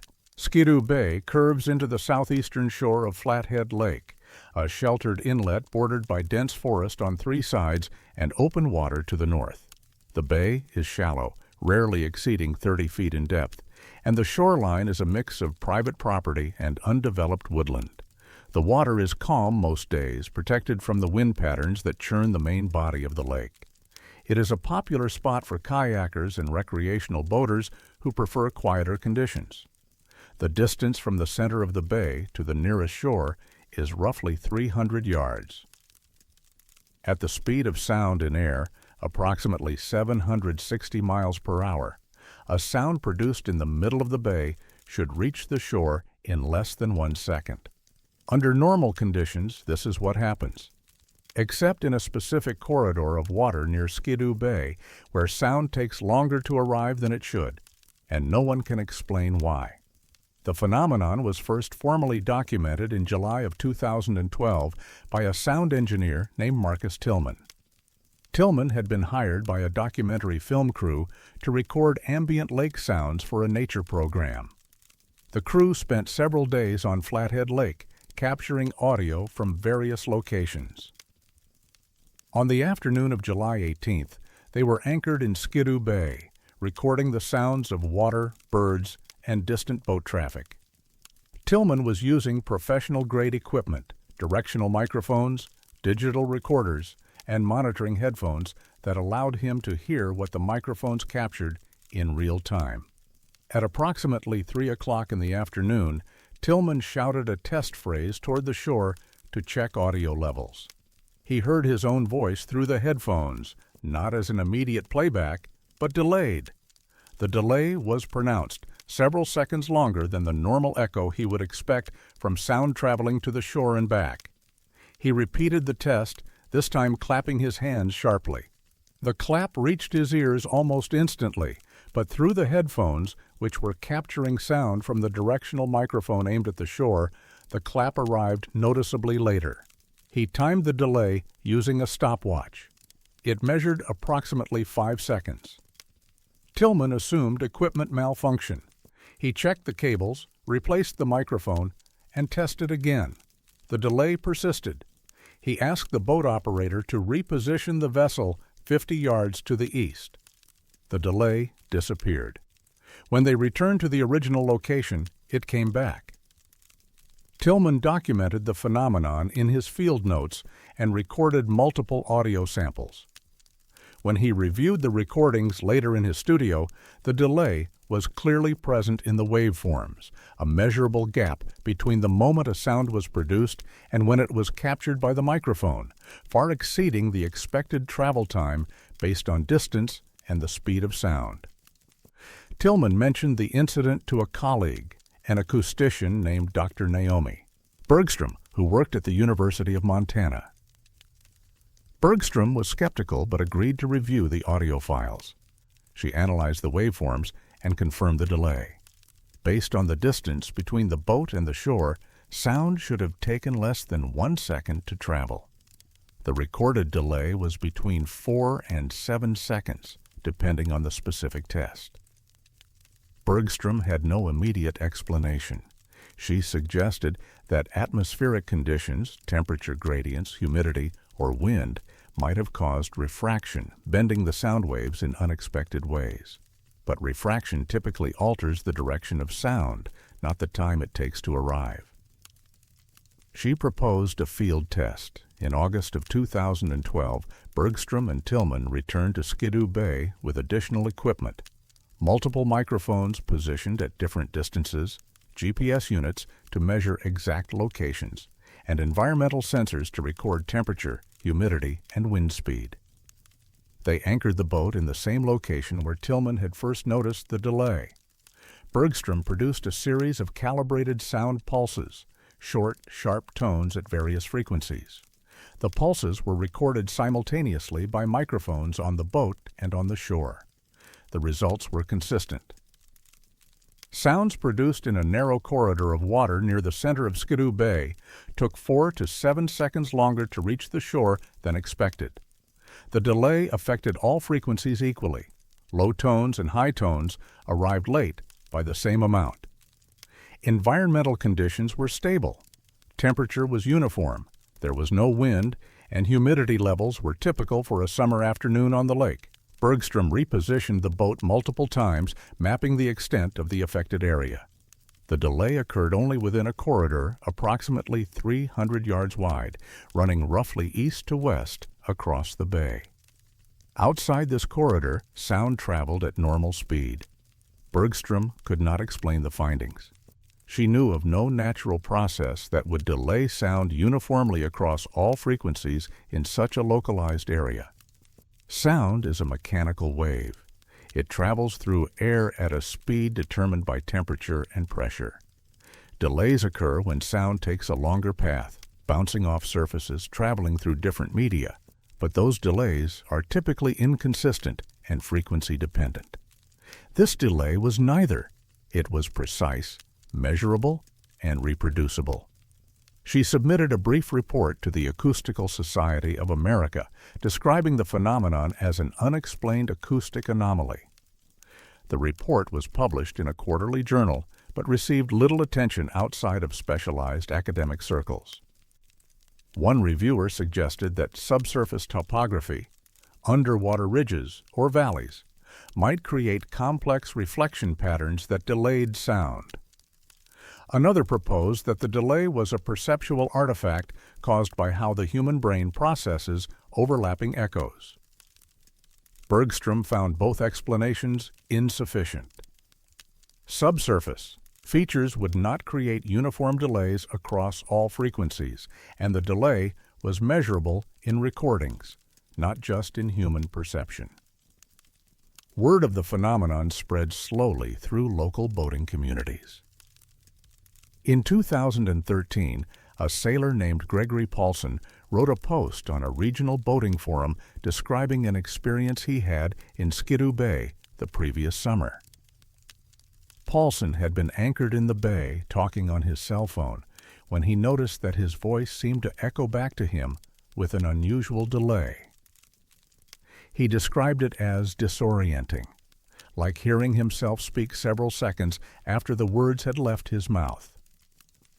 He had assumed it was a problem with the phone or the signal, but after reading about Bergstrom's research, he wondered if he had encountered the same phenomenon. Other boaters responded to Paulson's post. A kayaker named Amelia Cho said she had experienced something similar in 2011 while paddling in Skidoo Bay. She had been singing to herself and noticed that the sound of her voice seemed to return from the shore much later than it should have. She described it as unsettling, as if the lake was holding on to the sound before releasing it. A fishing guide named Robert Sosi said he had noticed odd echoes in the bay for years, but had never thought much of it. He said some of his clients had mentioned it too, describing it as hearing themselves in the past, though he had always attributed it to the way sound bounced off the surrounding hills. In 2014, Bergstrom attempted to secure funding for a more comprehensive study. She proposed deploying a network of sensors across Skidoo Bay to measure sound propagation in 3 dimensions, hoping to identify the source of the delay. The proposal was submitted to the National Science Foundation. It was reviewed, but not funded. The review panel acknowledged the phenomenon as interesting, but noted that it did not present a clear scientific priority or practical application. Bergstrom was encouraged to continue her work using existing resources, but without additional funding, a large-scale study was not feasible. She made one more attempt in 2015, this time collaborating with a physicist from Montana State University named Dr. Leonard Kerrigan. Kerrigan specialized in wave propagation and had access to computational models that could simulate sound travel under various conditions. Bergstrom provided him with her field data, and Kerrigan ran simulations attempting to reproduce the delay. None of the models succeeded. No combination of environmental factors, subsurface features, or atmospheric conditions produced a uniform 4 to 7 second delay across all frequencies in a localized corridor. Kerrigan concluded that the phenomenon did not fit within established acoustic theory. He suggested that there might be an unknown variable, something about the bay's geometry, water chemistry, or even electromagnetic properties, that was influencing sound propagation in ways not yet understood. No further institutional research has been conducted. Bergstrom retired from the university in 2019. In a final correspondence, she said the Skidoo Bay anomaly remained the most perplexing case she had encountered in her career. She said she believed the measurements were accurate and that the delay was real, but that she had exhausted her ability to investigate it. She encouraged other researchers to take up the work, but as of 2023, no one has. The phenomenon persists. Boaters who anchor in Skidoo Bay occasionally report the delayed echo, though most do not recognize it as unusual. A few who are aware of the research have tested it deliberately, shouting or clapping, and listening for the return. Some hear the delay, others do not, though this may be due to positioning. Only sounds produced within the narrow corridor exhibit the effect. Those who do hear it describe the experience in similar terms: disorienting, unsettling, like time itself has slipped. One witness, a woman named Claire DuPont, who kayaked in Skidoo Bay in 2021, said the delay made her feel disconnected from her surroundings. She had been paddling alone, talking to herself as she often did, when she realized her voice was coming back to her too late. She said it felt as though her words were being held somewhere between the boat and the shore, suspended in the air before finally arriving. She left the bay and did not return. She said the experience had been subtle but deeply wrong, as if the lake had interrupted something fundamental about how sound and time were supposed to work. Flathead Lake remains a popular destination for boaters, kayakers, and fishermen. Skidoo Bay is quiet and calm, ideal for those seeking solitude. The water is clear, the shoreline is beautiful, and nothing about the bay suggests anything unusual. The corridor where the delay occurs is not marked, not avoided, not acknowledged by any official source. It exists only in field notes, audio recordings, and the memories of those who have heard their voices return later than they should. And perhaps that is what makes it most disturbing, not that sound is delayed, but that the delay is so precise, so consistent, so indifferent to every attempt to explain it. The measurements are real, the phenomenon is reproducible, but no model accounts for it, no theory predicts it. And no mechanism has been found that could hold sound in the air for 4 to 7 seconds before releasing it to continue its journey. The bay simply does this. And it has done it for as long as anyone has thought to measure it, a small pocket of space where time and sound do not align the way they should, and where hearing yourself speak becomes an encounter with something just slightly out of step with the world.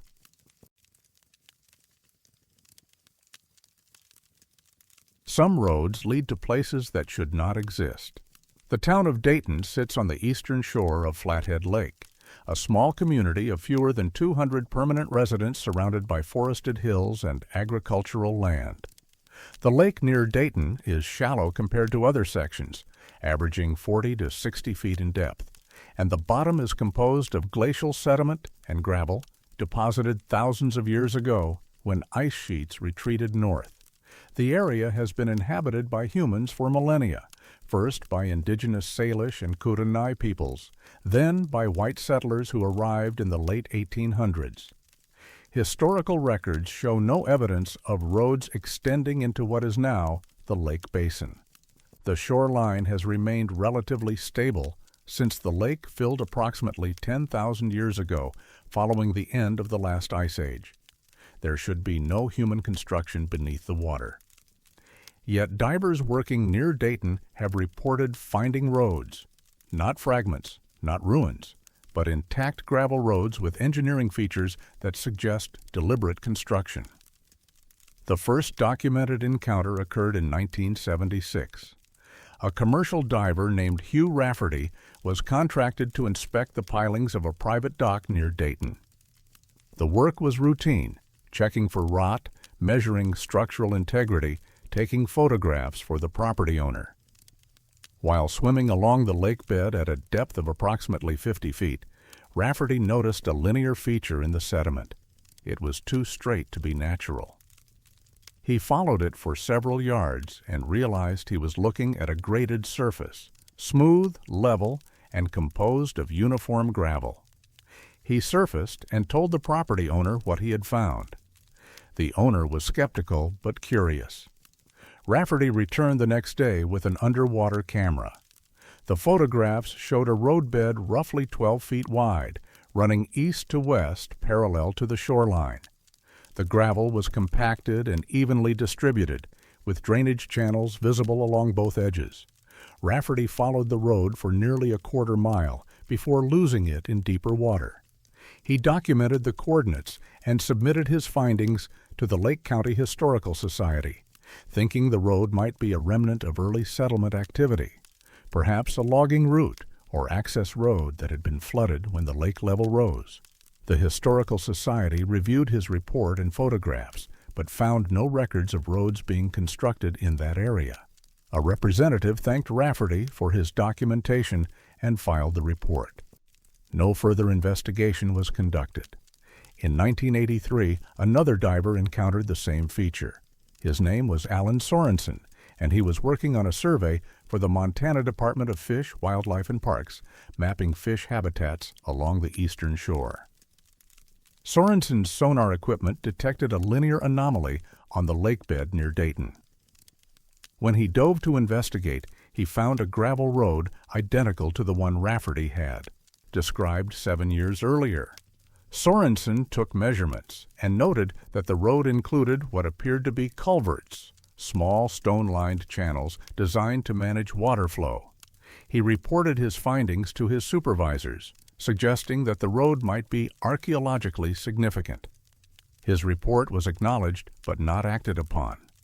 Over the next 2 decades, at least 6 more divers reported finding roads beneath the lake near Dayton. The descriptions were consistent: graded gravel surfaces, uniform width, evidence of drainage engineering, and in some cases what appeared to be mile markers, stone posts positioned at regular intervals along the roadbed. One diver, a woman named Teresa Novak, reported in 1998 that she had found a section of road with a stone culvert large enough to swim through. She described the culvert as carefully constructed, with fitted stones forming an arch. She took photographs, but the images were grainy and difficult to interpret due to low visibility. In 2004, a recreational diver named Jason Kimura became interested in the reports after reading about them on a regional diving forum. Kimura was an experienced technical diver with access to advanced equipment including high-resolution underwater cameras and side-scan sonar. He obtained the coordinates from earlier reports and conducted a systematic survey of the area. His sonar imaging confirmed the presence of multiple linear features on the lakebed, some extending for more than half a mile. He dove to several locations and documented gravel roads, drainage channels, and what appeared to be mile markers. He also collected samples of the gravel, intending to have them analyzed for age and origin. Kimura's findings were more detailed than any previous documentation. He published a blog post in 2005, including photographs, sonar images, and maps showing the locations of the roads. The post attracted attention from amateur archaeologists and history enthusiasts, several of whom contacted him with questions. Kimura suggested that the roads might predate the formation of the lake, meaning they would have been constructed more than 10,000 years ago, a timeline that contradicted established archaeological understanding of the region. At that time, the area was supposedly uninhabited by humans capable of road construction. In 2006, Kimura submitted a formal proposal to the Montana Department of Natural Resources requesting permission to conduct a more extensive survey and to retrieve artifacts for dating. The proposal included his sonar data, photographs, and a detailed methodology for non-destructive archaeological sampling. The proposal was reviewed and denied. The denial letter, dated March of 2006, stated that the area in question was designated for environmental protection and that artifact retrieval would constitute a disturbance to sensitive aquatic habitats. Kimura appealed. The decision, arguing that the scientific value of the roads warranted limited sampling. His appeal was denied without further explanation. Kimura contacted the Montana State Historic Preservation Office, hoping to escalate the issue. He was told that underwater features in Flathead Lake fell under the jurisdiction of the Department of Natural Resources and that the Preservation Office had no authority to override their decision. He reached out to academic archaeologists, hoping to generate interest in the roads as a research site. Most were polite but non-committal. One archaeologist, Dr. Samuel Ortega from the University of Montana, reviewed Kimura's documentation and said the roads were intriguing, but that without datable material, their age and origin could not be determined. He suggested that the roads might be relatively recent, perhaps constructed during a period of low water levels in the late 1800s or early 1900s. Kimura pointed out that historical records showed no evidence of such construction and that the depth of the roads, 50 to 60 feet below the current surface, would require water levels far lower than any recorded in the past 2 centuries. In 2009, a journalist from a regional magazine wrote an article about the submerged roads based on interviews with Kimura and earlier divers. The article presented the roads as a local mystery, noting the lack of official investigation and the denial of Kimura's research proposal. The article included statements from the Montana Department of Natural Resources reiterating that the area was protected for environmental reasons and that no permits for artifact collection would be issued. The article generated modest public interest, but no institutional response. Kimura continued diving in the area through 2012, documenting additional sections of road and compiling a comprehensive map of the network. He estimated that the roads covered an area of at least 5 square miles, with multiple routes intersecting at what appeared to be engineered junctions. He noted that the roads were not haphazardly placed, but seemed to follow logical routes, connecting higher points in the underwater topography and avoiding areas of steep slope. In a 2013 blog post, he wrote that the roads suggested a level of planning and effort inconsistent with temporary or utilitarian construction. He said they looked like infrastructure, something built to last. In 2015, Kimura attempted once more to obtain permission for sample collection, this time partnering with a geologist from Montana State University who was willing to conduct radiometric dating of the gravel. The proposal was again denied by the Montana Department of Natural Resources. The denial letter was brief and reiterated environmental protection concerns. When Kimura requested clarification on what specific environmental impacts the sampling would cause, he received no response. Other divers have continued to visit the site. Some confirm Kimura's findings. Others report difficulty locating the roads, citing poor visibility, or shifting sediment that may have obscured the features. A few have questioned whether the roads are natural formations, geological features that resemble human construction, but are actually the result of glacial activity or sediment deposition. This theory has been proposed but not widely accepted. Geologists familiar with the area note that glacial processes do not produce the kind of uniform, linear features described by divers, nor do they create drainage culverts or mile markers. The Confederated Salish and Kootenai tribes, whose ancestral lands include the Flathead Lake region, were consulted in 2017 as part of a broader cultural heritage project. Tribal historians said they were aware of the submerged roads through word of mouth, but had no traditional stories or historical accounts that explained their origin. One elder noted that the lake basin had been dry land in the distant past, and that it was possible structures existed from that time. He said the tribe had no objection to respectful investigation, but deferred to the state agencies responsible for managing the lake. As of 2023, the roads remain undated and officially unacknowledged. The Montana Department of Natural Resources has issued no public statements beyond the permit denials. No archaeological survey has been authorized. No samples have been collected for analysis. The roads exist in a peculiar status, documented by multiple independent witnesses, mapped with modern sonar, photographed extensively, yet excluded from official historical or geological records. Kimura, now in his 50s, still dives occasionally near Dayton. In a recent interview, he said the roads remain the most significant unexplained feature he has encountered in decades of diving. He said he believes they are older than the lake itself, which would make them at least 10,000 years old, far older than any known human construction in North America.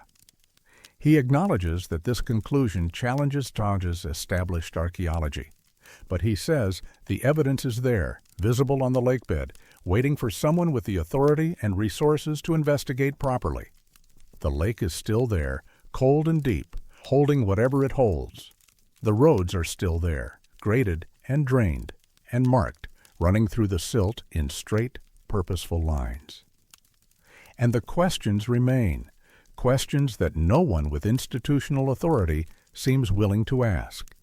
Who built roads beneath what is now a lake? And why does the state refuse to let anyone find out how old they are?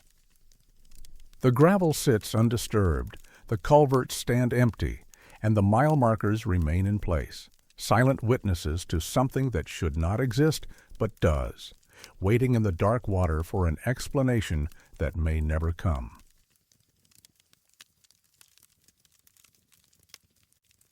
Ice does not vanish in winter without leaving traces. Flathead Lake freezes most years, though not always completely.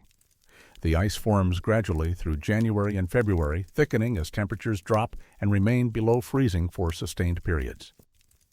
By late winter, ice coverage can extend across much of the lake's surface, particularly in shallow bays and near the shoreline. The town of Somers sits at the northwestern corner of the lake, where the Flathead River flows into the basin. The area freezes reliably due to shallow water and cold air that settles in the valley. Ice fishermen set up shelters on the frozen surface. Trucks drive out to established fishing spots, and the ice becomes a temporary extension of the land. The thickness is monitored, measured, and trusted. A solid sheet of ice, 10 to 14 inches thick, does not simply disappear. Yet on February 9, 1996, that is exactly what witnesses say happened. The morning began cold. Temperatures had been below 0 Fahrenheit for 5 consecutive nights, and the ice near Somers had reached a thickness of approximately 12 inches, verified by measurements taken by local ice fishermen. A group of 7 fishermen had set up on a section of ice roughly half a mile offshore, an area they had used for weeks without incident. The ice was solid, white, and stable. Visibility was excellent, clear skies, no fog, and a light wind. At approximately 10:30 in the morning, one of the fishermen, a man named Douglas Whitmore, noticed that the ice around his fishing hole was behaving strangely. Whitmore later described the ice as appearing to sink. Not crack, not break, but sink slowly into the water beneath it, as if being pulled down or dissolving. He called to the others. They gathered around and watched as the ice within a small radius, perhaps 10 feet across, began to descend below the waterline. The surface remained intact, but it was no longer level with the surrounding ice. It had dropped several inches. Then it continued to drop. Whitmore said the process was quiet, almost silent, with no cracking or groaning sounds typically associated with ice failure. Within minutes, the depressed area had widened to 20 feet in diameter, and the ice was now submerged beneath a thin layer of water. The group retreated toward the shore. As they moved, they realized that the phenomenon was spreading. The ice behind them was sinking in the same manner, creating an expanding circle of submerged and disappearing ice. Whitmore estimated that the area affected was growing at a rate of several yards per minute. They reached solid ice closer to shore and turned to watch. What they saw, according to multiple written accounts submitted later, was a 40-acre section of ice sinking and vanishing into the lake over the course of approximately 2.5 hours. The ice did not break into pieces. It did not float away. It simply descended below the surface and disappeared. Other witnesses observed the event from the shore.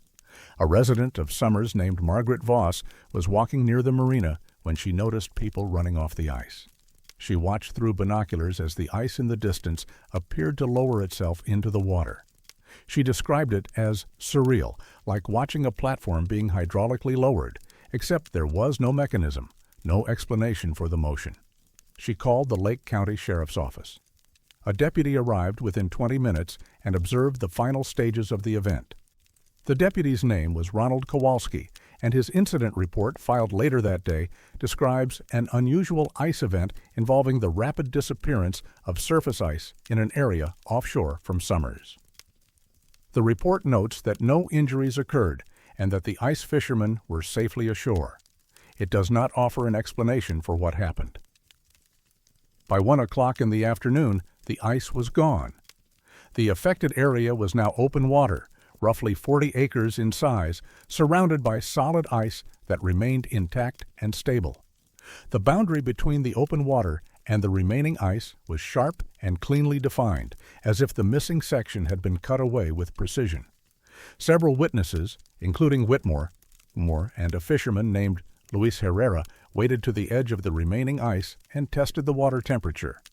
It was cold, consistent with the surrounding lake, showing no signs of elevated heat that might explain melting. The air temperature remained below 0. There was no wind strong enough to break up the ice, and even if there had been, broken ice would have left debris, chunks, fragments, slush. None were present. The water was clear and calm, as if the ice had never been there. Whitmore and 2 other fishermen returned to the site the following day, hoping to find remnants of the ice or some clue as to what had occurred. They found nothing. The water remained open and the surrounding ice was undisturbed. They spoke to other fishermen who had been on the lake that day, some of whom had been fishing on ice several miles away. None reported similar phenomena in other areas. The event was localized to the section near Summers. Margaret Voss, who had witnessed the event from shore, spoke to a reporter from the Daily Interlake, a regional newspaper, 2 days after the incident. The resulting article, published on February 12, 1996, described the event in brief terms, quoting Voss and Whitmore. The article suggested that the ice may have been thinner than expected, though it noted that measurements taken before the event indicated otherwise. The article also mentioned that local authorities were aware of the incident but had no official explanation. The story ran once and was not followed up. A meteorologist from the National Weather Service office in Missoula was contacted by the newspaper and asked to comment. He reviewed weather data from February 9th and found nothing unusual. No temperature spikes, no unusual wind patterns, no atmospheric conditions that would cause rapid melting. He speculated that subsurface currents or warmer water from the Flathead River might have undermined the ice, though he acknowledged that such currents would typically create gradual weakening, not the sudden, uniform disappearance described by witnesses. His comments were included in the article but offered no definitive conclusion. In the weeks following the event, several theories circulated among local residents. Some suggested that the ice had been weakened by pressure ridges or internal fractures that were not visible on the surface. Others proposed that an underwater spring had opened, releasing warmer water that melted the ice from below. A few speculated that the event was related to seismic activity, though no earthquakes were recorded in the region on February 9th. None of these theories adequately explained the speed of the disappearance, the lack of debris, or the precise boundary between the affected area and the surrounding ice. The Lake County Sheriff's Office closed its incident file after determining that no criminal activity or public safety hazard was involved. When contacted by a researcher in 2008 who was compiling a history of unusual events on Flathead Lake, the Sheriff's Office confirmed that an incident report had been filed in 1996, but stated that no follow-up investigation had been conducted. The report was archived and was not made available for review. The Montana Department of Natural Resources was never formally notified of the event. A spokesperson, when asked in 2012 whether the department had any record of ice disappearances on Flathead Lake, said they were unaware of any such incidents and that ice conditions on the lake varied naturally depending on weather and water temperatures. The spokesperson suggested that localized melting events could occur due to a variety of factors and were not typically investigated unless they posed a safety risk. Douglas Whitmore continued ice fishing on Flathead Lake for several more years, but never returned to the area near Summers. In a 2003 interview with the Regional Outdoors magazine, he briefly mentioned the incident, describing it as the strangest thing he had ever witnessed on the lake. He said the ice did not behave like ice. It behaved like something that had been turned off, as if whatever was holding it together had simply stopped working. He said he could not shake the image of the ice descending into the water, smooth and steady, like it was being drawn down by something below. Luis Herrera, another fisherman present that day, moved to Idaho in 1998. He was contacted by phone in 2010 and asked about the event. He confirmed that the ice had disappeared in a manner inconsistent with any natural process he understood. He said he had fished on frozen lakes for 30 years and had seen ice crack, heave, and break apart in storms, but he had never seen ice sink uniformly over such a large area in such a short time. He said he did not talk about it much because people tended to assume he was exaggerating or misremembering. He was neither. Margaret Voss, who witnessed the event from shore, passed away in 2015. Before her death, she spoke to a local historian working on a project about Flathead Lake. She reiterated her account of the ice sinking and vanishing and said she had never received a satisfactory explanation. She said the event had stayed with her, not because it was frightening, but because it was impossible. She said the lake had done something it was not supposed to do, and no one seemed interested in understanding why. Flathead Lake continues to freeze most winters. Ice fishermen still venture onto the ice near Summers, and the ice remains stable and reliable. No similar events have been reported since 1996. The lake behaves as it should. The ice forms, thickens, and eventually melts in the spring, following the predictable patterns of temperature and time. But the memory of February 9, 1996, persists among those who were there. They remember the ice descending, smooth and silent, into the water below. They remember the open water that appeared where solid ice had been moments before. And they remember the absence of any explanation, official, scientific, or otherwise, that could account for what they saw. The lake took 40 acres of ice and left nothing behind. No debris, no trace, no record beyond a single incident report and the accounts of witnesses whose stories have been filed away and forgotten by everyone except those who stood on the edge and watched it happen.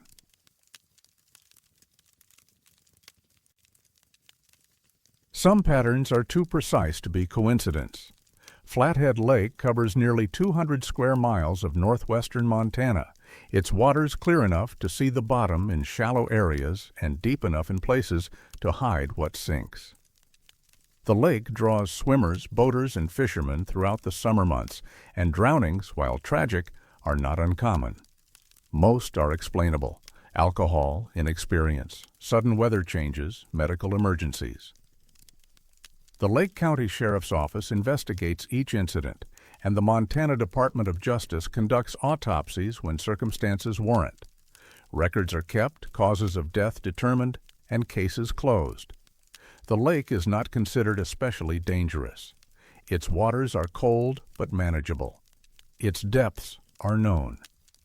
Yet between 2003 and 2019, 7 men drowned under nearly identical circumstances, in shallow water, separated by intervals of exactly 731 days, and no one has explained why.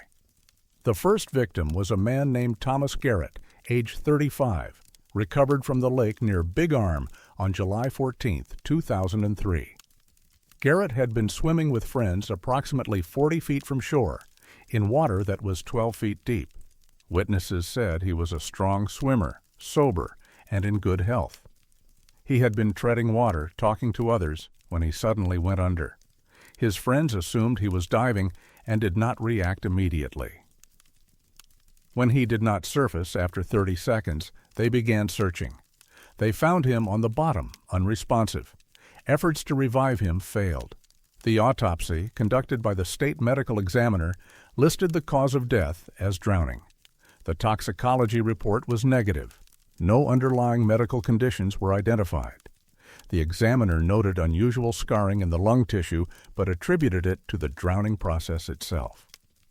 731 days later, on July 15, 2005, a second man drowned. His name was Kevin Ostrander, age 36. He was swimming near Woods Bay, in water 13 feet deep, roughly 50 yards from shore. Like Garrett, Ostrander was an experienced swimmer, had no history of medical issues, and was sober at the time. Witnesses said he had been floating on his back, relaxed, when he suddenly submerged. They reached him within a minute, but he was already unconscious. The autopsy again listed drowning as the cause of death. The medical examiner noted scarring in the lung tissue, similar to what had been observed in Garrett's case, but did not flag it as unusual. Drowning victims sometimes show tissue damage. The case was closed. The third death occurred on July 16, 2007. The victim was a man named Daniel Kovach, age 34. He drowned near Yellow Bay, in water 14 feet deep. Witnesses described him as a confident swimmer who had been in the water for less than 10 minutes when he went under without warning.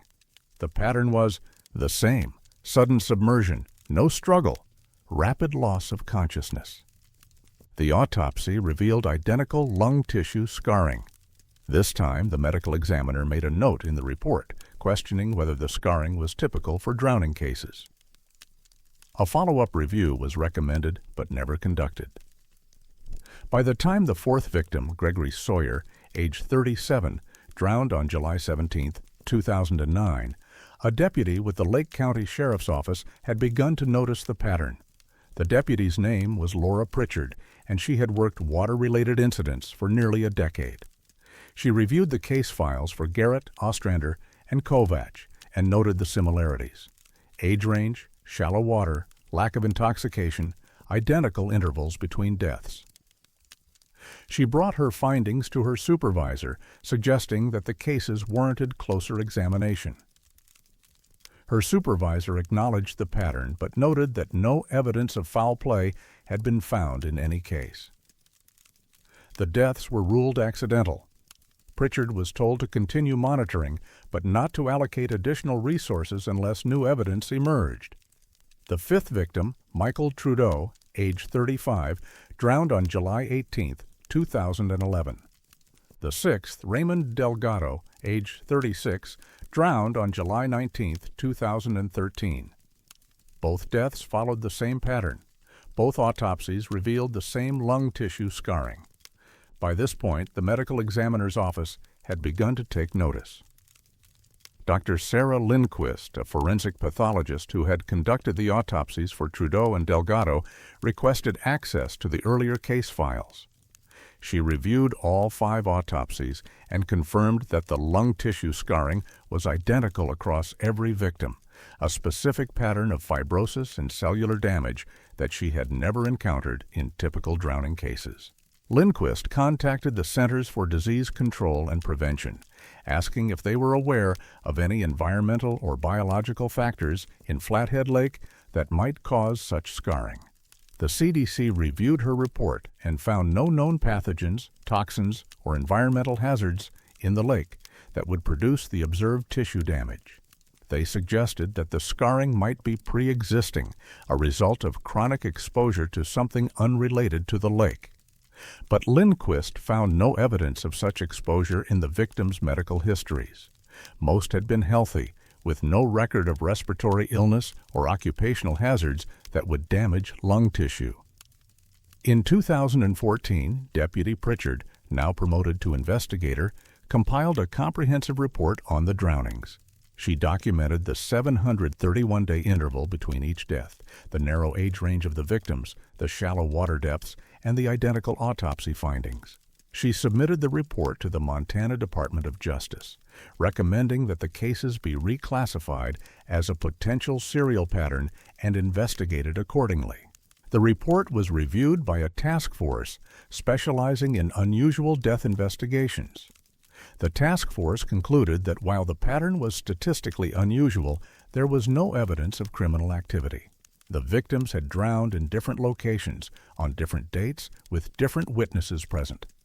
There was no physical evidence linking the deaths, no common suspect, no motive. The task force recommended continued monitoring, but did not open a formal investigation. On July 20, 2015, a 7th victim was recovered from the lake. His name was Anthony Brubaker, age 34.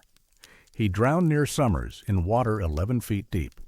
The autopsy revealed the same lung tissue scarring. Dr. Lindquist, who conducted the examination, wrote in her report that the consistency of the scarring across 7 unrelated victims was medically inexplicable and warranted immediate investigation. She submitted tissue samples to a specialty laboratory for advanced pathology analysis. The lab confirmed the presence of unusual fibrosis, but could not identify a cause. The scarring did not match known patterns from environmental toxins, infectious diseases, or genetic disorders. Investigator Pritchard reached out to families of the victims, hoping to find commonalities in their backgrounds.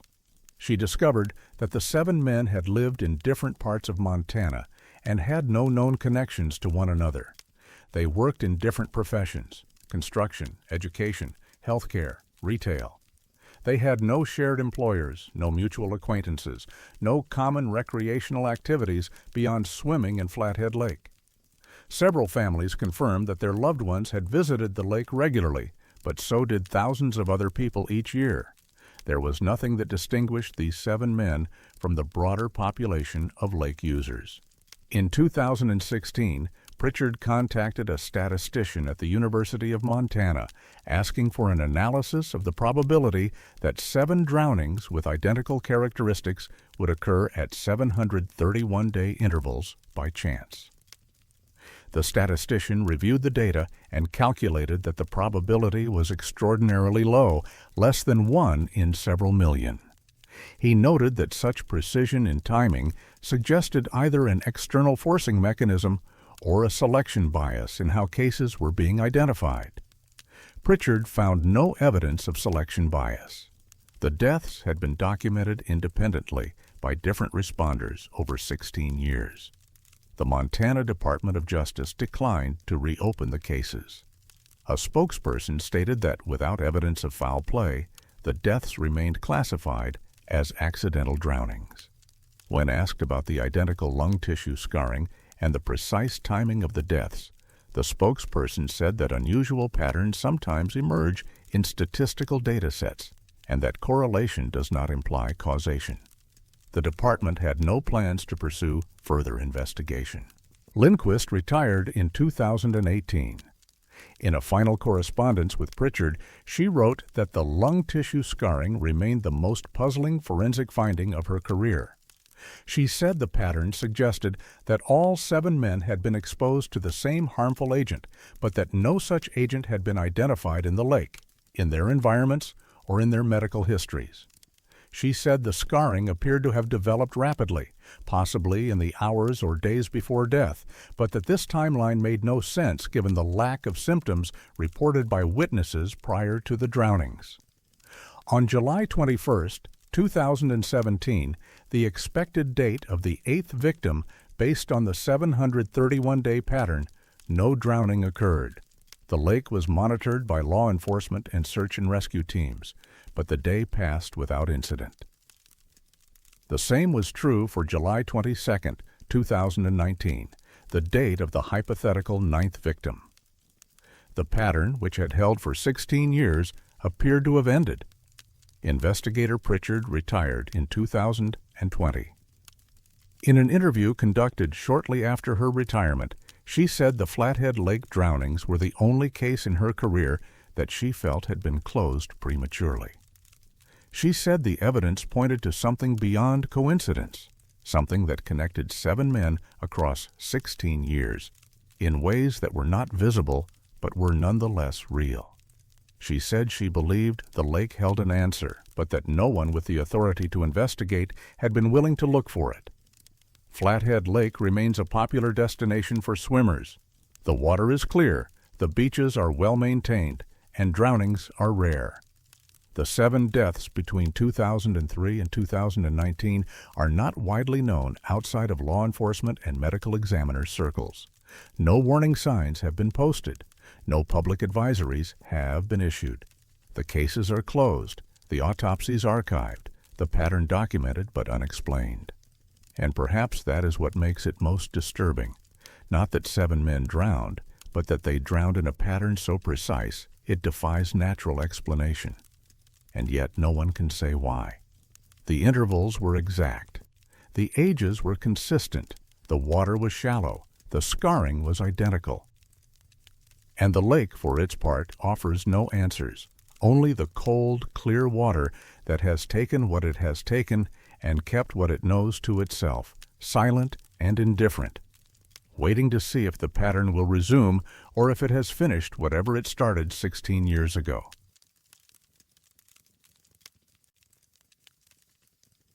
Some places press down harder than they should. Woods Bay curves into the eastern shore of Flathead Lake, a sheltered inlet popular with recreational divers who explore the rocky slopes and submerged ledges that descend gradually into deeper water. The bay offers clear visibility, minimal current, and a sandy bottom scattered with boulders and fallen timber, ideal conditions for novice and intermediate divers. Water depth increases predictably from the shoreline, reaching 30 to 40 feet within a few hundred yards. The lake is fresh water, which means less buoyancy than salt water, but experienced divers account for this easily. Pressure increases at a consistent rate as depth increases, roughly 0.44 pounds per square inch for every foot of depth. At 30 feet, a diver experiences roughly 13 additional pounds of pressure per square inch beyond atmospheric pressure. This is routine, manageable, and well within recreational diving limits. Divers train for it. Equipment compensates for it. The body adapts to it. Except in one section of Woods Bay where divers report feeling pressure that should not exist at shallow depths and instruments show nothing wrong. The phenomenon was first formally reported in June of 2008. A certified diver named Patricia Langford was conducting a training dive with 2 students near the southern edge of Woods Bay. Langford had been diving in Flathead Lake for 11 years and knew the area well.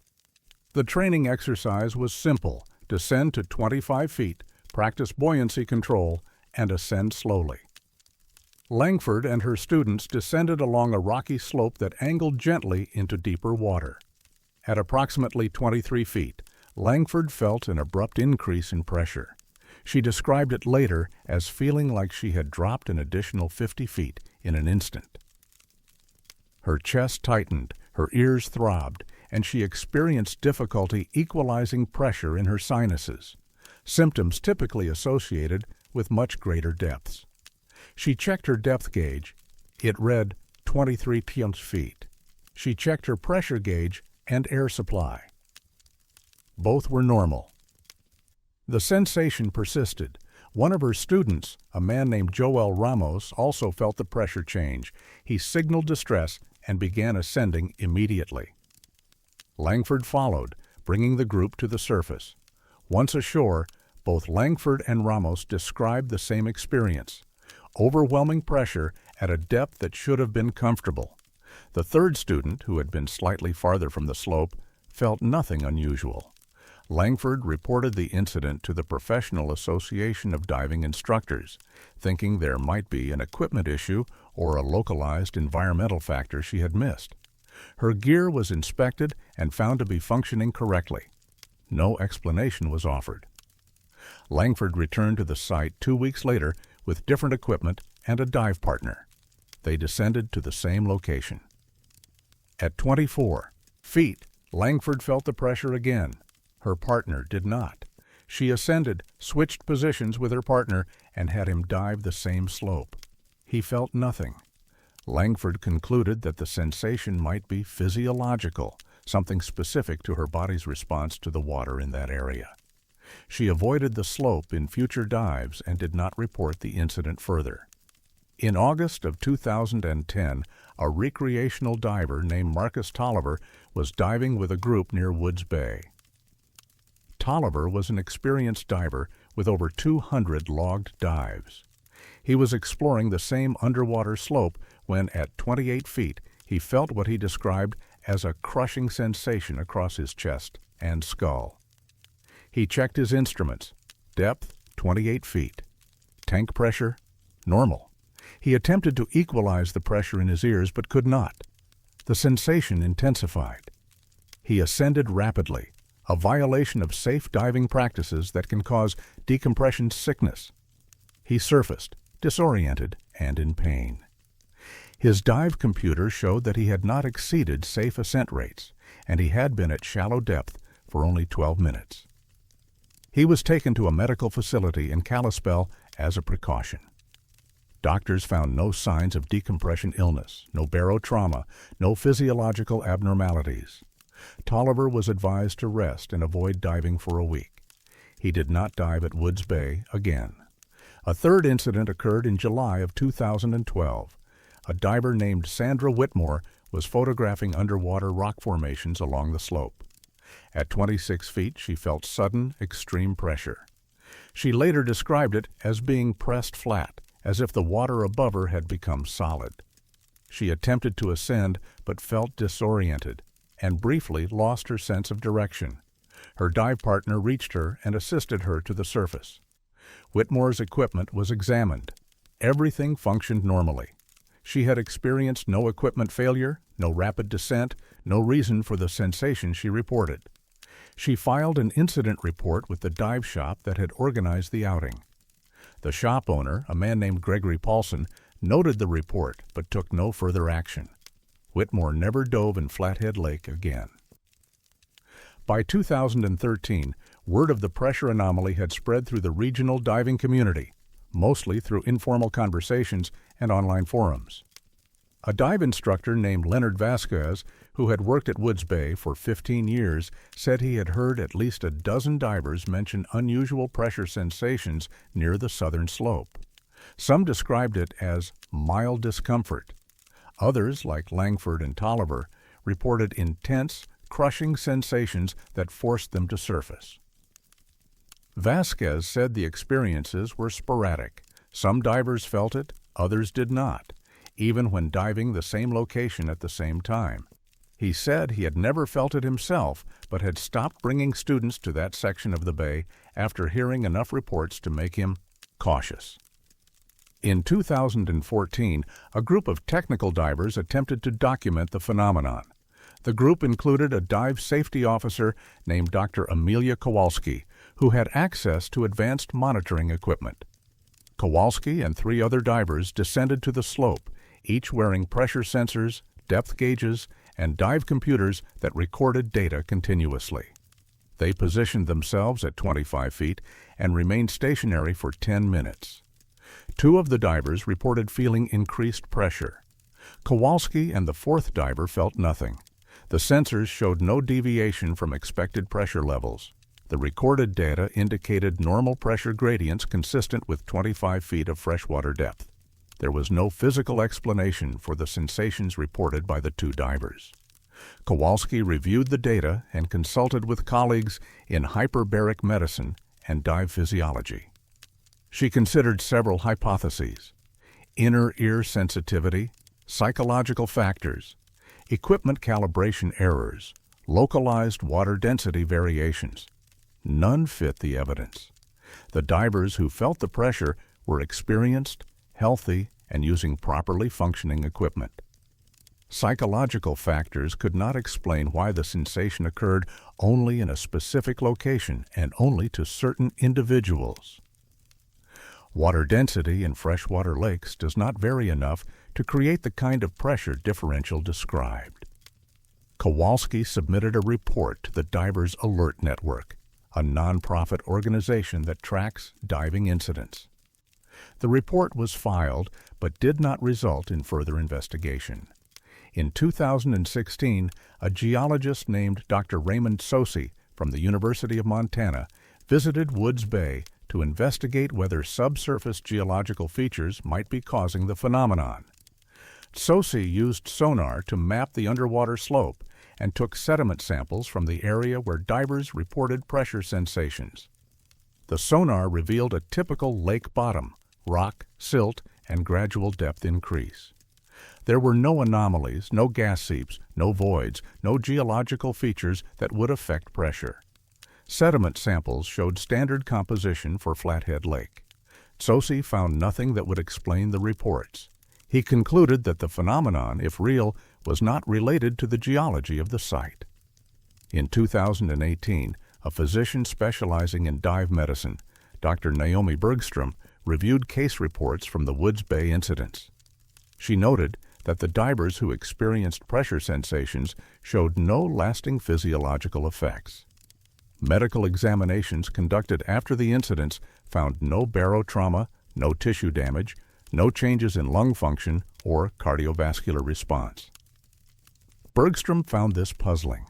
If divers were genuinely experiencing extreme pressure, there should be measurable effects: ruptured eardrums, sinus trauma, lung overexpansion injuries. None were present. She proposed that the sensation might be a neurological phenomenon, misfiring of pressure-sensing nerves in the inner ear or chest. But she acknowledged that this did not explain why it occurred only at Woods Bay and only along a specific underwater slope. The Montana Department of Fish, Wildlife, and Parks, which oversees recreational diving in state waters, was made aware of the incidents but took no regulatory action. A spokesperson stated that diving in Flathead Lake is an at-will activity and that divers are responsible for assessing their own safety. The department noted that no fatalities had occurred and that the incidents appeared to be isolated and unpredictable. No warnings or advisories were issued. Local dive shops continue to operate at Woods Bay. Some instructors avoid the southern slope. Others are unaware of the reports or consider them anecdotal. Divers who have experienced the pressure sensation rarely report it formally, and those who do often encounter skepticism. Patricia Langford, who first reported the phenomenon in 2008, said in a recent interview that she believes the sensation is real but has given up trying to convince others. She said the experience fundamentally changed her relationship with the lake. She no longer trusts it, even in shallow water. She said the lake felt wrong in that place, as if the rules of depth and pressure had been rewritten without notice.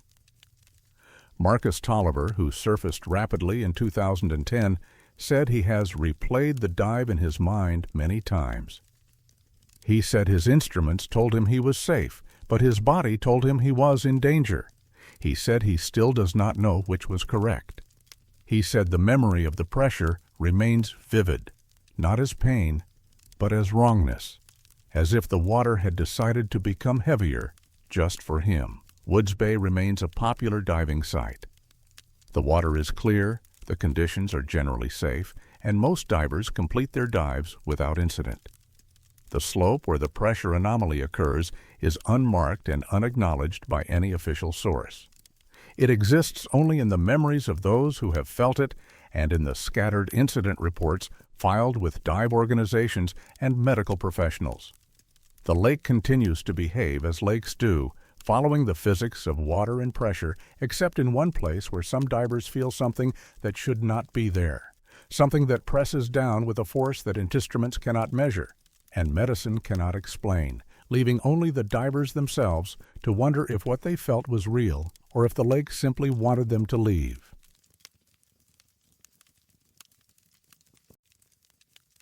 Some places refuse to sustain life. Flathead Lake contains one of the cleanest and most biologically diverse freshwater ecosystems in North America. The lake supports native species of trout, whitefish, and lake sturgeon, along with introduced populations of salmon and bass. Aquatic vegetation thrives in shallow areas. Microscopic organisms form complex food webs that have been studied by biologists for decades. The water is clear enough to see 30 feet down in many locations, and the lake bed in shallow zones is carpeted with algae, invertebrates, and detritus that feed larger species. Life is abundant, except in one place. Near Polson Point, where the southern basin narrows toward the outlet at Kerr Dam, there exists a 2-acre section of lake bed where nothing lives. No fish swim through it. No plants grow on it. Sediment samples reveal no bacteria, no microorganisms, no organic material beyond what settles from above and remains inert.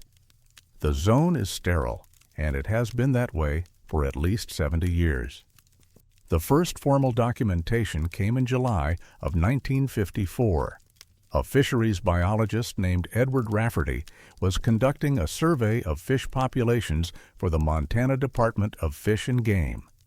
Rafferty was using nets and underwater observation equipment to catalog species distribution across different sections of the lake. Near Polson Point, in water approximately 18 feet deep, Rafferty noticed an absence. His nets, which had been productive elsewhere, came up empty when set within a specific area. He adjusted his position and tried again. No fish. He dove to inspect the lake bed visually. The sediment was pale and barren, noticeably different from surrounding areas where aquatic vegetation and organic matter created a darker, textured appearance. Rafferty took sediment samples and water samples from the area. His report, filed in September of 1954, noted the absence of fish and vegetation, but offered no explanation. He recommended follow-up study. None was conducted. In 1968, a limnologist from the University of Montana named Dr. Helen Kowalski revisited the site as part of a broader lake ecology study. Kowalski had read Rafferty's report and wanted to see if conditions had changed. She found the zone exactly as Rafferty had described it, sterile, pale, and geometrically distinct from the surrounding lake bed. Kowalski measured the boundaries using underwater markers and surface GPS coordinates. The zone was roughly circular, approximately 400 feet in diameter, covering just under 2 acres. She collected sediment samples and sent them to a laboratory for microbiological analysis. The results were striking. No viable bacteria, no fungi, no protozoa, no detectable biological activity. The sediment was chemically inert, showing no signs of decomposition or nutrient cycling. Kowalski tested the water within the zone for toxins, heavy metals, and pH abnormalities. All parameters were normal. The water was indistinguishable from samples taken 50 feet outside the zone, where life was abundant. Kowalski published a paper in 1970 describing the zone as an unexplained ecological anomaly. She proposed several hypotheses: subsurface contamination from an unknown source, volcanic gases seeping through the lakebed, or extreme localized acidity that her instruments failed to detect. Each hypothesis had problems. There were no industrial sites, no mines, no sources of contamination near Polson Point. The lake basin is not geologically active, and no volcanic features exist in the region. pH levels were consistently neutral. Kowalski concluded that the zone warranted further investigation, but lacked the funding to pursue it. Her paper was read by a small number of specialists and then largely forgotten. In 1983, a graduate student named Michael Trudeau attempted to locate the zone as part of his thesis on aquatic microbiology. Trudeau used Kowalski's coordinates and dove to the site with sampling equipment. He found the zone unchanged. Sediment samples again showed no biological activity. Trudeau expanded his sampling, collecting water at various depths and distances from the zone's center. He found a sharp boundary. Within 3 feet, biological activity went from normal to absent. The transition was not gradual. It was abrupt, as if an invisible line had been drawn on the lake bed. Trudeau's thesis, completed in 1984, included a detailed analysis of the sediment chemistry. He found no explanation for the sterility.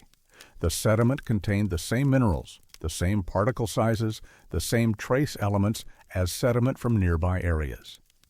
There was nothing chemically distinct about it, yet it supported no life. Fishermen who work the waters near Polson Point are aware of the zone, though few talk about it openly. A commercial fisherman named Gerald Ostrom, who has fished Flathead Lake for over 30 years, said in a 2006 interview that he avoids setting nets in that area. He said the zone is well known among longtime fishermen, passed down as practical knowledge. He said fish do not enter it, and if a net is accidentally placed within it, the net comes up empty. Ostrom said he does not know why the zone exists, and he has stopped asking. He said it is simply a dead spot, and the lake has always had it. A diver named Patricia Langford explored the zone in 2009 as part of a personal project documenting unusual underwater features in Montana. Langford described the lake bed within the zone as disturbingly clean. She said it looked scrubbed, as if something had removed every trace of organic material. She said the sediment was fine and uniform, almost powder-like, and unnaturally pale. She said swimming through the zone felt wrong, not dangerous, but empty in a way that was hard to articulate.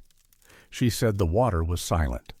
No fish, no movement, no sound except her own breathing. She surfaced and did not return. In 2012, a team from the Flathead Lake Biological Station conducted a comprehensive survey of the zone using modern equipment. The team included Dr. Raymond Ishikawa, a microbiologist, and Dr. Naomi Bergstrom, an aquatic ecologist. They deployed remotely operated vehicles equipped with cameras and sensors to map the lake bed in detail. The footage confirmed what earlier researchers had found: a circular area of barren sediment sharply delineated from surrounding areas. The team collected sediment cores at multiple locations within and outside the zone. Laboratory analysis revealed that sediment within the zone contained no detectable DNA, not from bacteria, not from archaea, not from any form of life. The sediment outside the zone was rich with genetic material from countless microorganisms. The boundary between the two was less than 1 meter wide. Ishikawa attempted to culture bacteria in sediment samples from the zone. He introduced known bacterial species into the sediment under controlled laboratory conditions. The bacteria died within hours. He tried multiple species, including extremophiles known to survive in hostile environments. All died. He tested the sediment for chemical inhibitors, substances that might prevent bacterial growth. He found none. The sediment should have been habitable. It was not. Ishikawa submitted his findings to a microbiology journal in 2013. The paper was accepted but generated little response. Reviewers acknowledged the findings as unusual but offered no explanations. Bergstrom focused on the water column above the zone. She measured dissolved oxygen, nutrient levels, temperature, and light penetration. All were within normal ranges. She deployed underwater cameras to observe fish behavior near the zone's edge. The footage showed fish swimming freely up to the boundary, then turning away. The fish did not appear distressed or frightened. They simply avoided crossing the line, as if the boundary were visible to them in a way it was not to human observers. Bergstrom could not explain the behavior. She noted in her report that fish possess sensory capabilities that detect environmental cues humans cannot measure. She suggested that the zone might emit a signal, chemical, electromagnetic, or otherwise, that repels aquatic life. She tested for electromagnetic anomalies using a magnetometer. She found none. The Montana Department of Environmental Quality was contacted in 2014 by concerned citizens who had read about the zone online. The department reviewed the available research and concluded that the zone posed no public health risk. A spokesperson stated that the absence of life in a localized area, while unusual, did not constitute a hazard to water quality or human safety. The department had no plans to conduct further investigation. When asked if the zone's sterility might indicate contamination, the spokesperson reiterated that water chemistry tests had found no toxins or pollutants.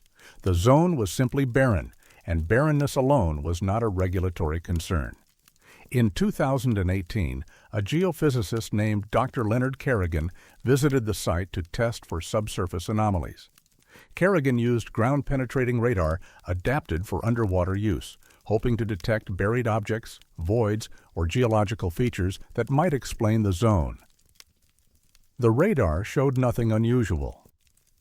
The lake bed beneath the zone was composed of sediment overlaying bedrock, consistent with the rest of the lake.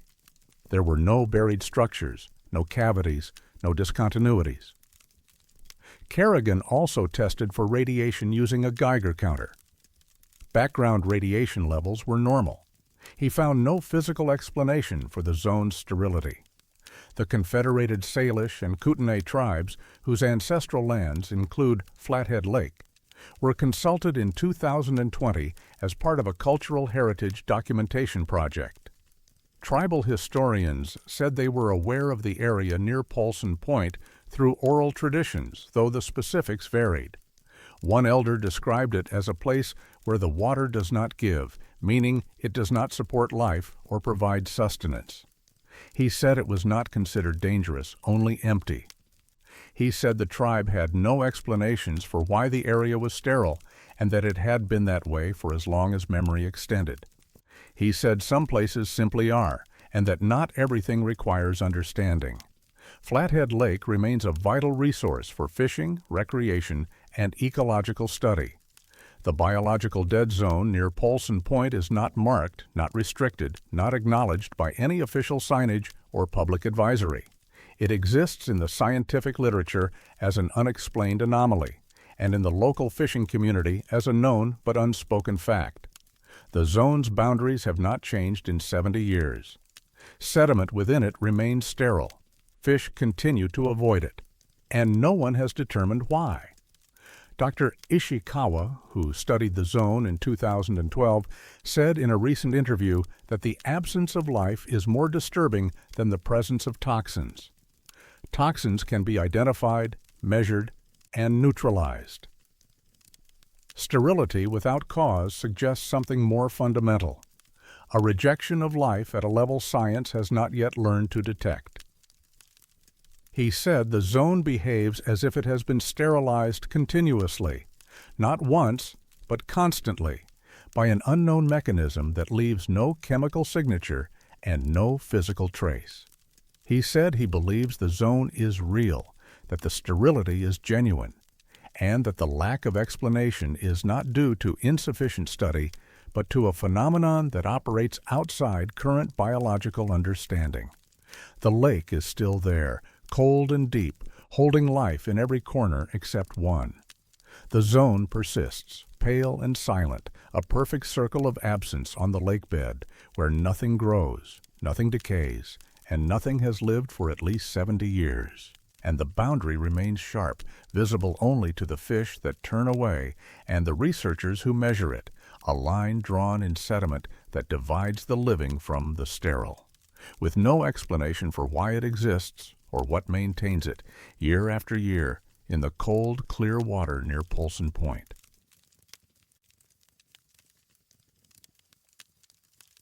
Some places refuse to be measured correctly. The western shore of Flathead Lake stretches for nearly 20 miles between the communities of Big Arm and Elmo, a corridor of deep water bordered by steep slopes and dense forest. The shore is less developed than other parts of the lake, with fewer docks and marinas, making it popular with sailors and recreational boaters seeking solitude. Navigation on the lake is straightforward. The water is open, visibility is good, and modern GPS systems provide precise positioning accurate to within a few feet. Boaters rely on these systems to mark fishing spots, avoid hazards, and navigate safely in fog or darkness.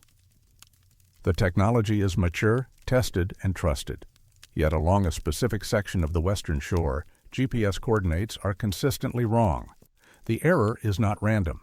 It is predictable, measurable, and confined to a narrow corridor that runs parallel to the shoreline for miles.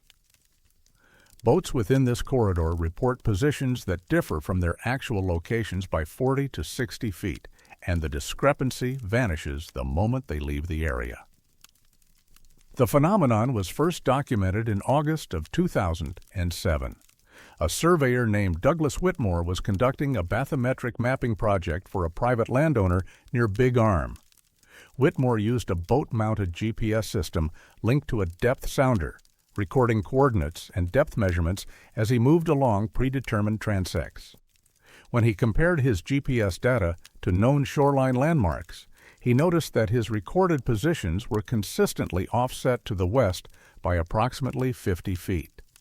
He assumed equipment error and recalibrated his GPS unit. The offset persisted. He verified his position visually using landmarks, a distinctive rock outcrop, a private dock, a marker buoy. His actual position did not match the coordinates displayed on his GPS. The unit insisted he was 50 feet farther west than he actually was. Whitmore tested the GPS unit on land. It worked correctly, matching known survey benchmarks within acceptable margins of error. He returned to the lake and repeated his transects. The offset reappeared when he was within 200 yards of the western shore, and it disappeared when he moved into open water.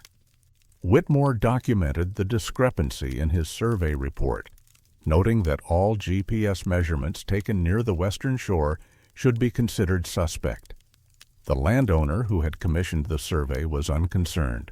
The bathymetric data was still usable, and Whitmore filed the report without further investigation.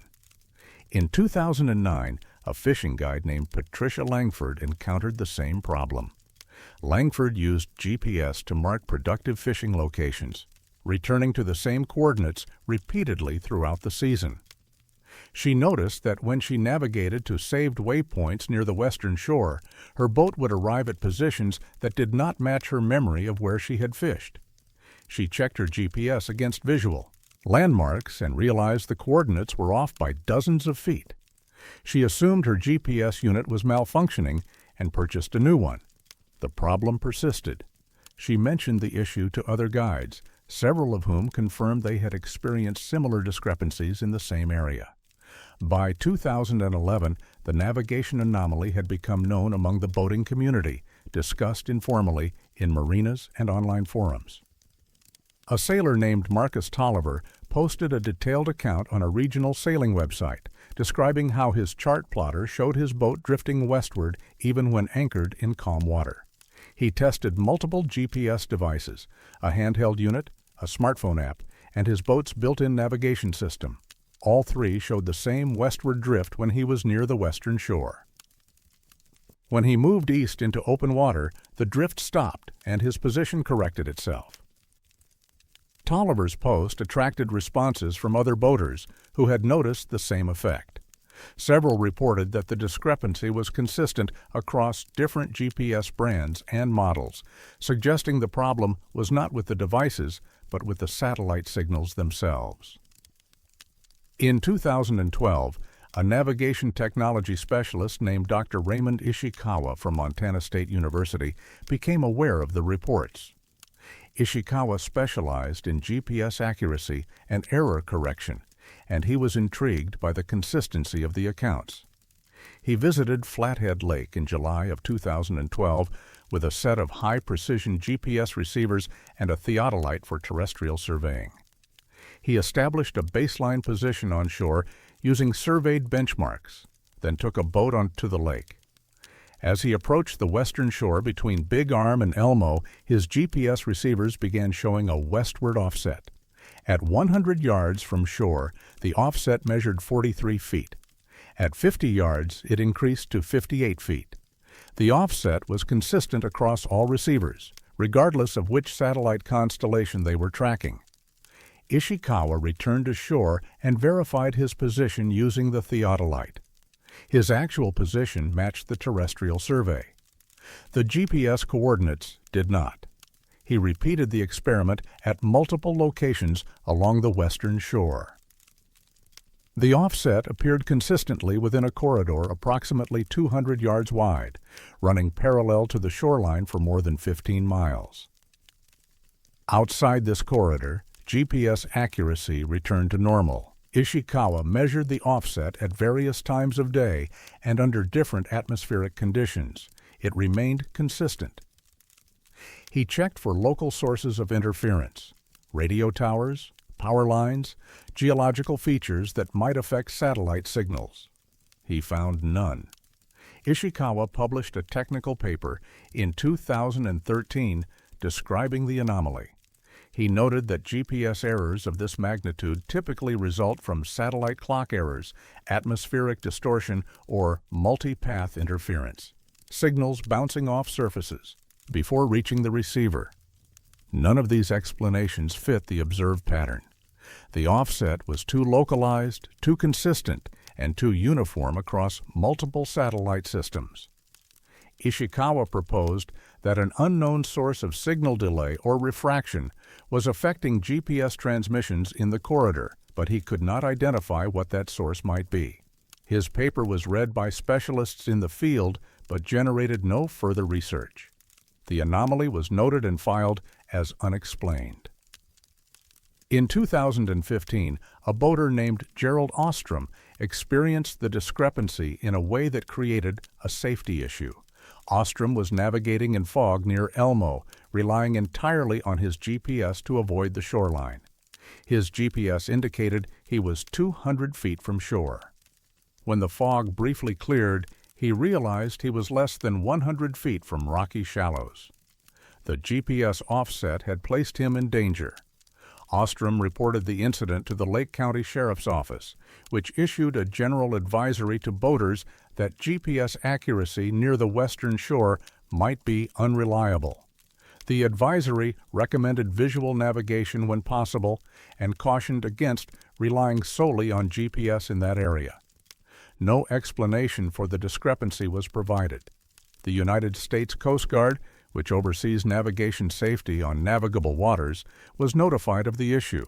A representative reviewed the available documentation and stated that GPS accuracy could be affected by local environmental factors and that mariners should always use multiple methods of navigation. The Coast Guard did not conduct an independent investigation. When asked if the discrepancy posed a significant safety risk, the representative said that incidents were rare and that the advisory issued by local authorities was sufficient. In 2017, a group of amateur radio enthusiasts attempted to measure the anomaly using their own equipment. The group included an electrical engineer named Amelia Kowalski, who had access to spectrum analyzers and signal processing tools. Kowalski and her team took a boat onto the lake and measured radio frequency signals in the affected corridor. They detected no unusual interference, no anomalous transmissions, no electromagnetic activity that would explain the GPS offset. They tested for geomagnetic anomalies using a magnetometer. Readings were normal. Kowalski concluded that whatever was causing the discrepancy was not detectable using standard RF or magnetic field measurements. A geophysicist named Dr. Leonard Kerrigan visited the site in 2019 to investigate whether subsurface geological features might be responsible. Kerrigan used ground-penetrating radar and seismic imaging to map the lakebed and underlying rock formations. He found nothing unusual, glacial sediment overlaying bedrock consistent with the rest of the lake. He tested for gravitational anomalies using a gravimeter. Measurements were within expected ranges. Kerrigan found no geological explanation for the GPS offset. The Montana Department of Natural Resources, which manages state waters, acknowledged the reports but stated that GPS accuracy falls under federal jurisdiction and is not within the department's regulatory authority. A spokesperson suggested that boaters experiencing navigation issues should report them to the Federal Aviation Administration, which oversees GPS operations in the United States. The FAA reviewed the reports and responded that GPS satellite signals were functioning normally and that localized errors could result from environmental factors beyond their control. No further action was taken. As of 2023, the navigation discrepancy persists. Boaters familiar with the western shore know to verify their positions visually and not to trust GPS readings within the affected corridor. Fishing guides mark their spots using landmarks in addition to GPS coordinates. Sailors adjust their navigation to account for the offset. The anomaly has become a known feature of the lake, passed along through word of mouth and online forums, but it remains unexplained by any scientific or technical authority. Dr. Ishikawa, who first documented the phenomenon, said in a recent interview that the GPS offset is one of the most puzzling navigation anomalies he has encountered. He said GPS is a mature technology with well-understood error sources, and the Flathead Lake discrepancy does not fit any known error model. He said the offset suggests that satellite signals are being delayed or refracted by something in or above the corridor, but that every attempt to measure that something has failed. He said the anomaly is real, reproducible, and scientifically inexplicable. Flathead Lake remains a popular destination for boaters and sailors. The water is clear, the scenery is beautiful, and navigation is generally reliable. Except along the western shore, where GPS coordinates drift westward by 40 to 60 feet, and boats appear to be somewhere they are not. The satellites above continue transmitting their signals, precise and unwavering, but something in that narrow corridor changes them, bends them, delays them in a way that instruments cannot detect and science cannot explain. And so the discrepancy persists, a quiet distortion in the geography of measurement where the lake refuses to be mapped correctly and the coordinates refuse to tell the truth.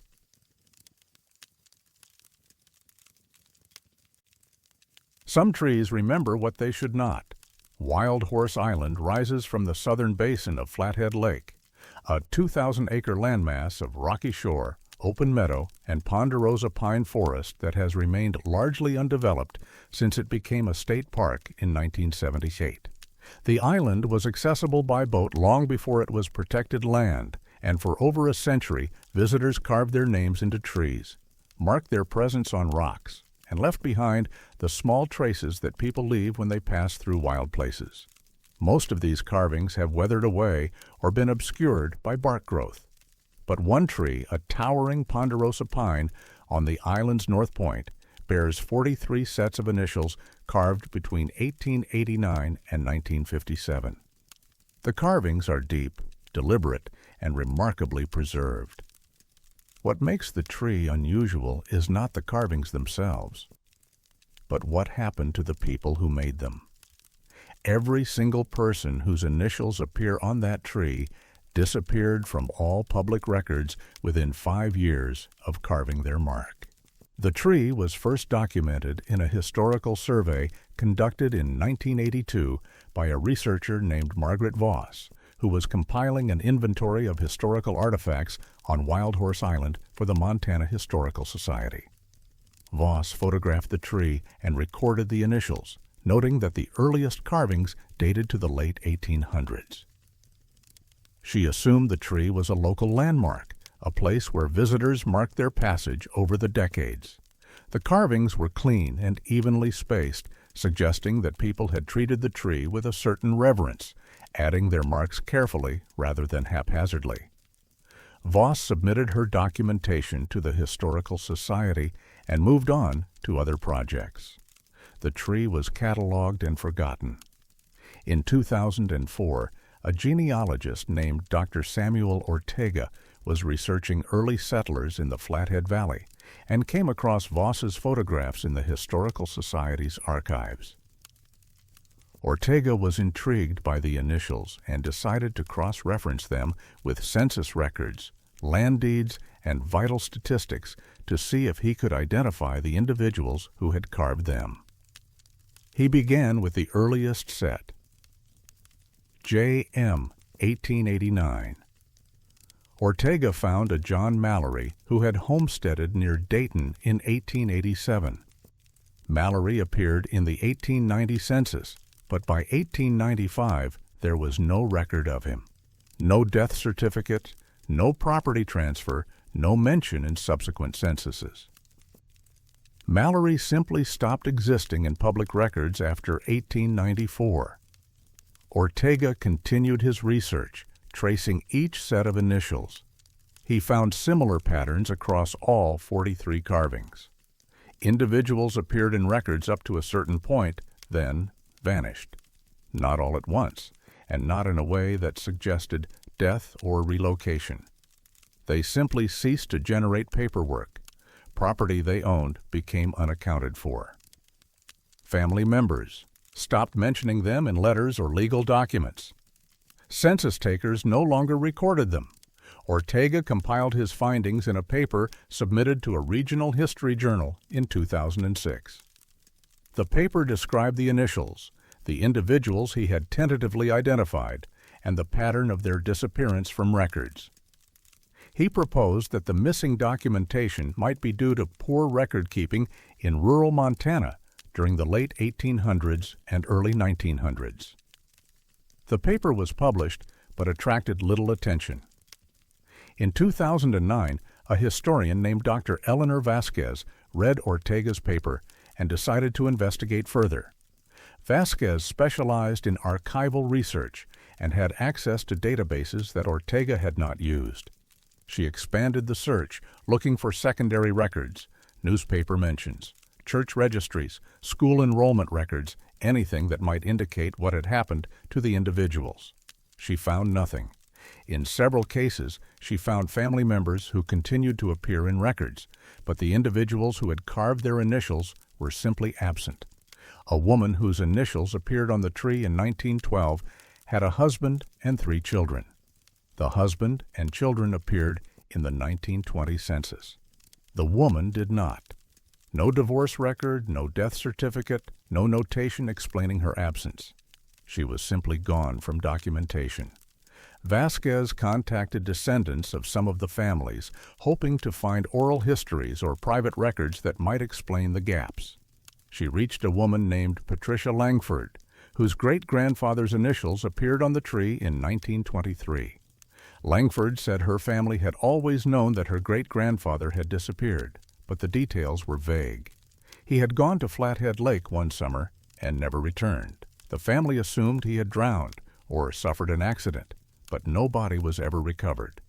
Langford said her great-grandmother rarely spoke of him, and by the time Langford was old enough to ask questions, her great-grandmother had passed away. The family had no photographs, no letters, nothing that documented his existence beyond a single mention in a family Bible. Vasquez found similar stories among other descendants. A man whose initials appeared in 1931 had gone to Wild Horse Island for a fishing trip and never came back.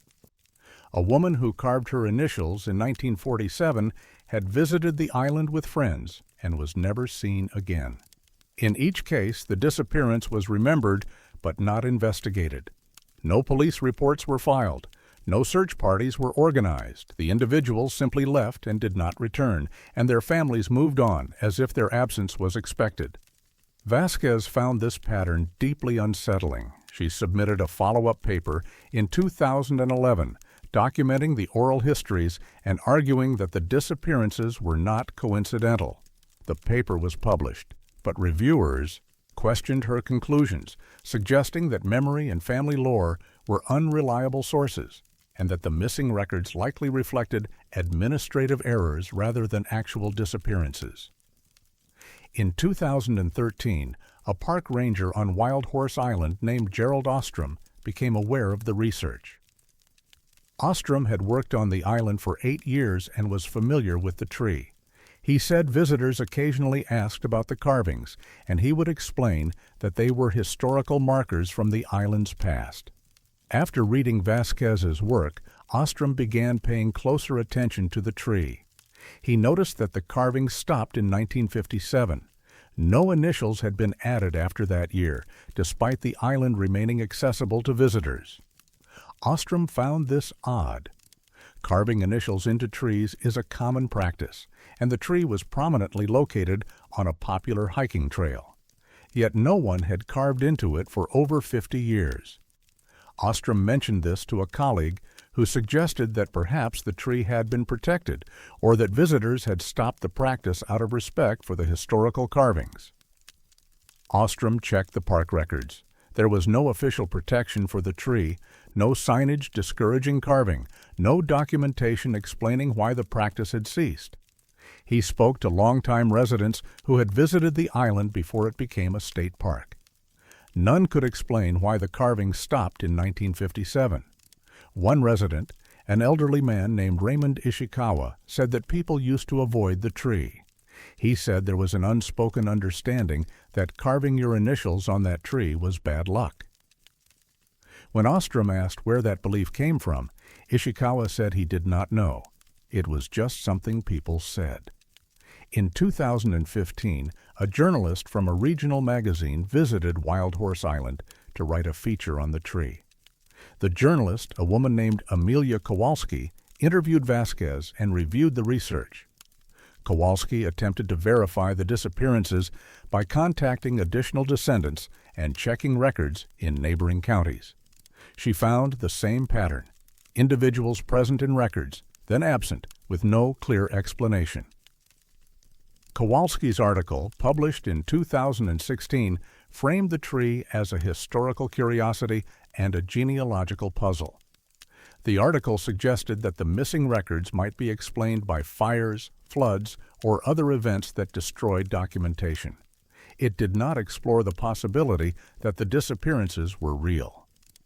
The Montana Historical Society was contacted in 2017 by a concerned citizen who had read the article and wanted to know if the tree posed a safety risk. A spokesperson for the society stated that the tree was a historical artifact and that there was no evidence it posed any danger to visitors. The society had no plans to remove or restrict access to the tree.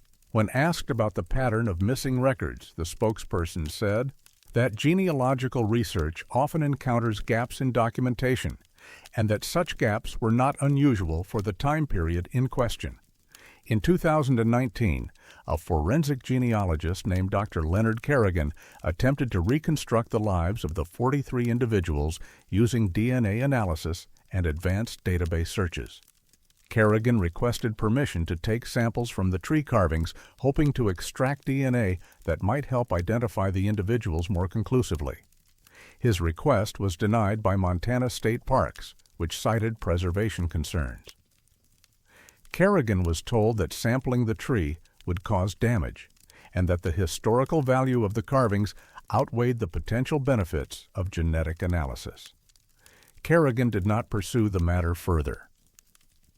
As of 2023, the tree remains on Wild Horse Island, accessible to anyone willing to hike the trail to the North Point. The 43 sets of initials are still visible, weathered but legible. No new carvings have been added. Park rangers no longer mention the tree in guided tours, and the Historical Society has removed references to it from public materials. The research conducted by Ortega, Vasquez, and others is archived but not promoted. The tree exists in a state of quiet erasure, known to a few but acknowledged by none in an official capacity.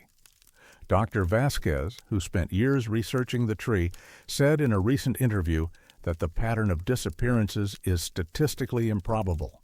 She said that for 43 individuals, spanning nearly 70 years, to all vanish from public records within 5 years of carving their initials suggests something beyond poor record-keeping.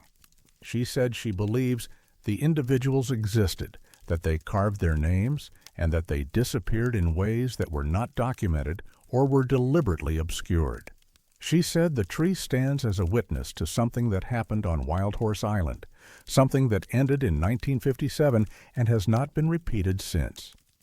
She said she does not know what that something was, but she believes the tree remembers. The ponderosa pine still stands tall and silent on the north point of Wild Horse Island. Its bark is thick and scarred, marked by 43 sets of initials that no one has added to in over 60 years. Visitors walk past it without knowing its history. The wind moves through its branches, and the lake spreads out below, cold and vast. And somewhere in the archives, in census records and land deeds and family Bibles, are the names of 43 people who carved their initials into a tree and then ceased to exist in any measurable way, as if the act of marking that tree erased them from the world.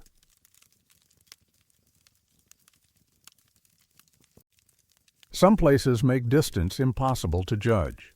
The Narrows is the narrowest section of Flathead Lake, a mile-wide channel that divides the lake's northern and southern basins.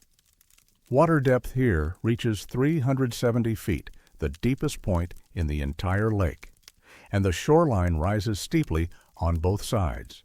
Forested slopes that climb toward the Mission Mountains to the east and the Salish Range to the west.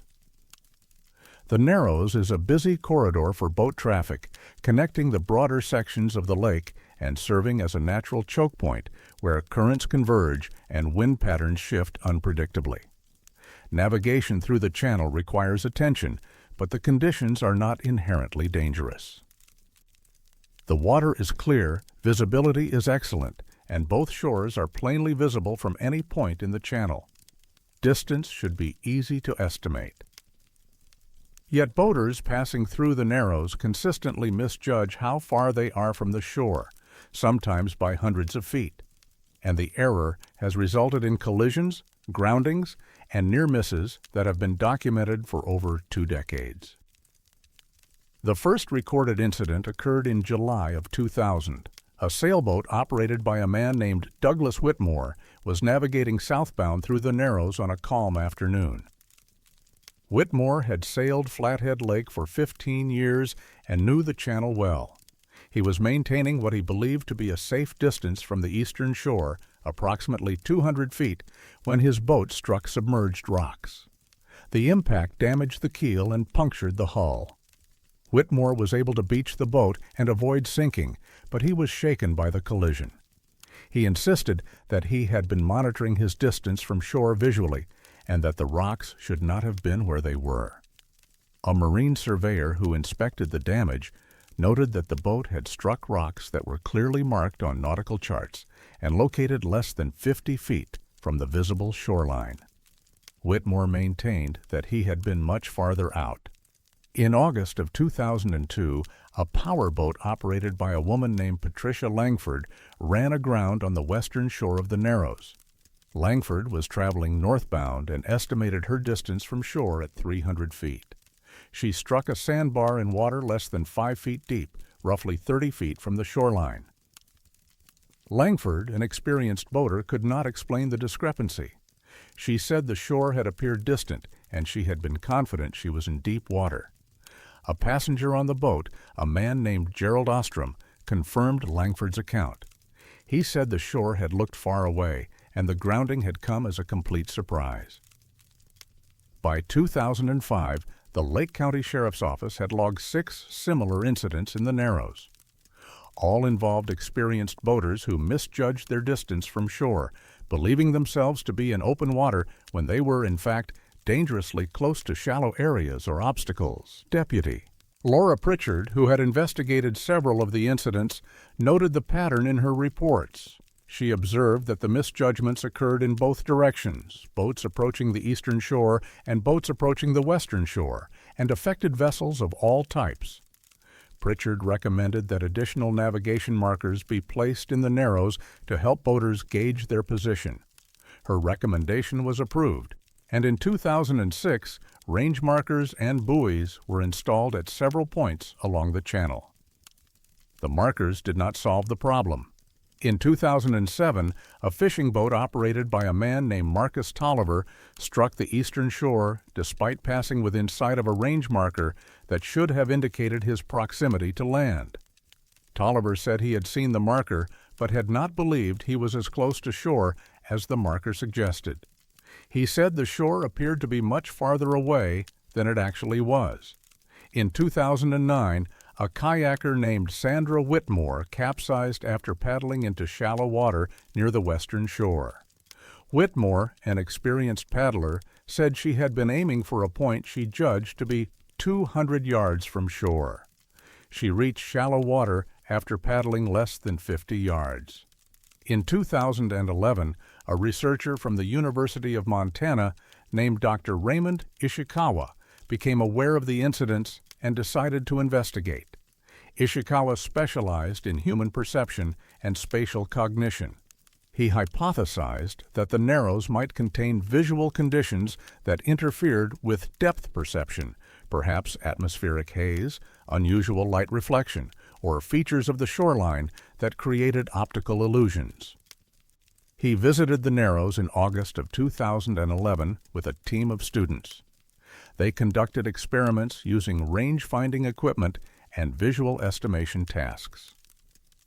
Participants were asked to estimate distances to the shore from various points in the channel. The results were striking. Participants consistently overestimated distances by factors of 2 to 3. A shore that was 100 feet away was estimated to be 200 to 300 feet away. The error was consistent across all participants, regardless of boating experience or familiarity with the lake. Ishikawa measured atmospheric conditions, light levels, and water clarity. All were normal. He examined the shoreline for features that might create visual distortions: uniformity of color, lack of distinguishing landmarks, misleading perspective cues. He found none. The shoreline was varied, with trees, rocks, and other features that should have provided accurate depth cues.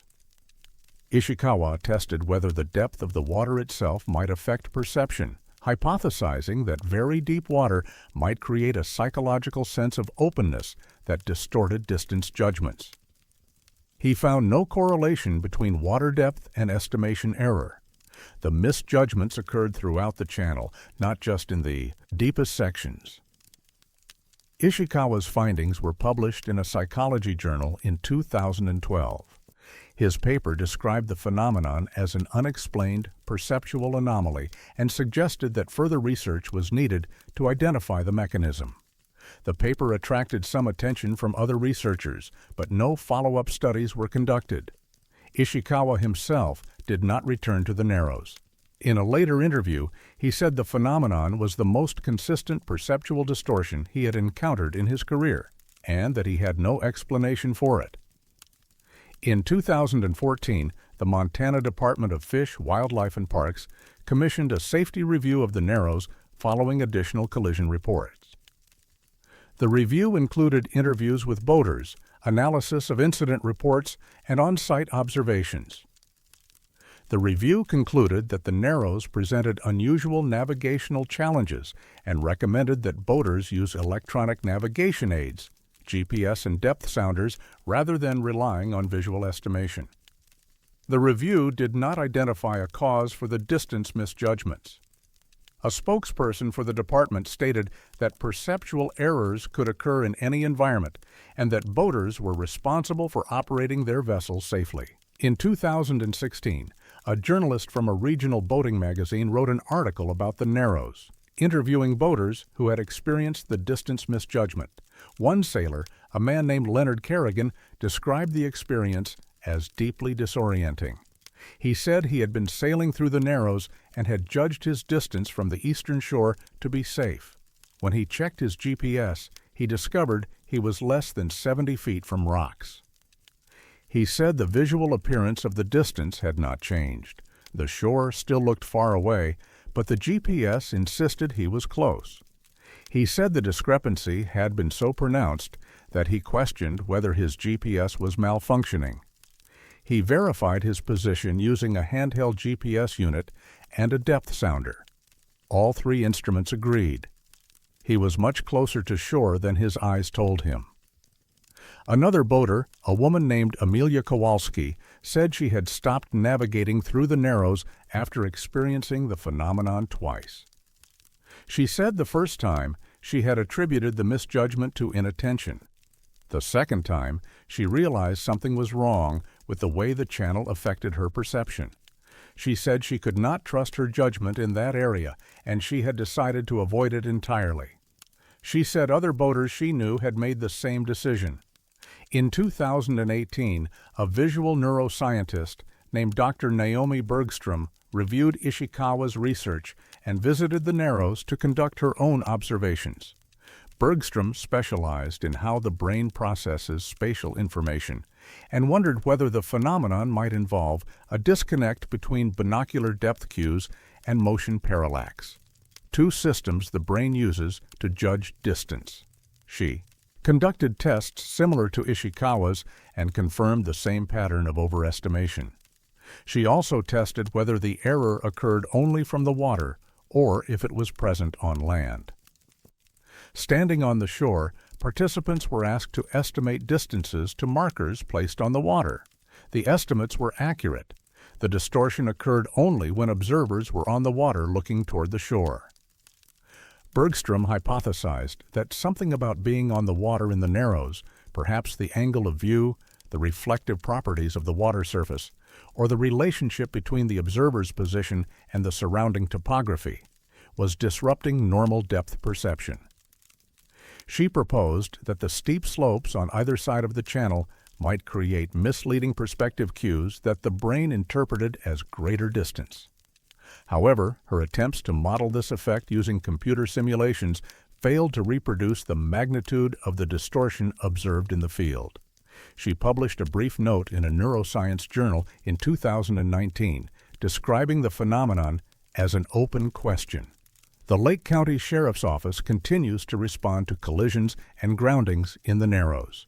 As of 2023, 14 incidents have been documented where boaters misjudged their distance from shore. All involved experienced operators. All occurred in clear conditions with good visibility. None involved alcohol, equipment failure, or other contributing factors. The incidents are logged as operator error, though deputies familiar with the pattern acknowledge that the errors are unusually consistent and difficult to explain. Boaters who frequent the Narrows have developed strategies to cope with the phenomenon. Many rely exclusively on GPS and depth sounders, ignoring their visual impressions of distance. Some avoid the channel entirely, choosing longer routes through the broader sections of the lake. A few experienced sailors have learned to compensate, mentally adjusting their distance estimates by a factor of 2 or 3. One sailor, interviewed anonymously, said he had learned to trust his instruments over his eyes, but that the experience remained unsettling. He said every time he passed through the Narrows, the shore looked farther away than it was, and his brain insisted he was safe when he was not. The Narrows remains open to boat traffic. The water is still clear, the sight lines unobstructed.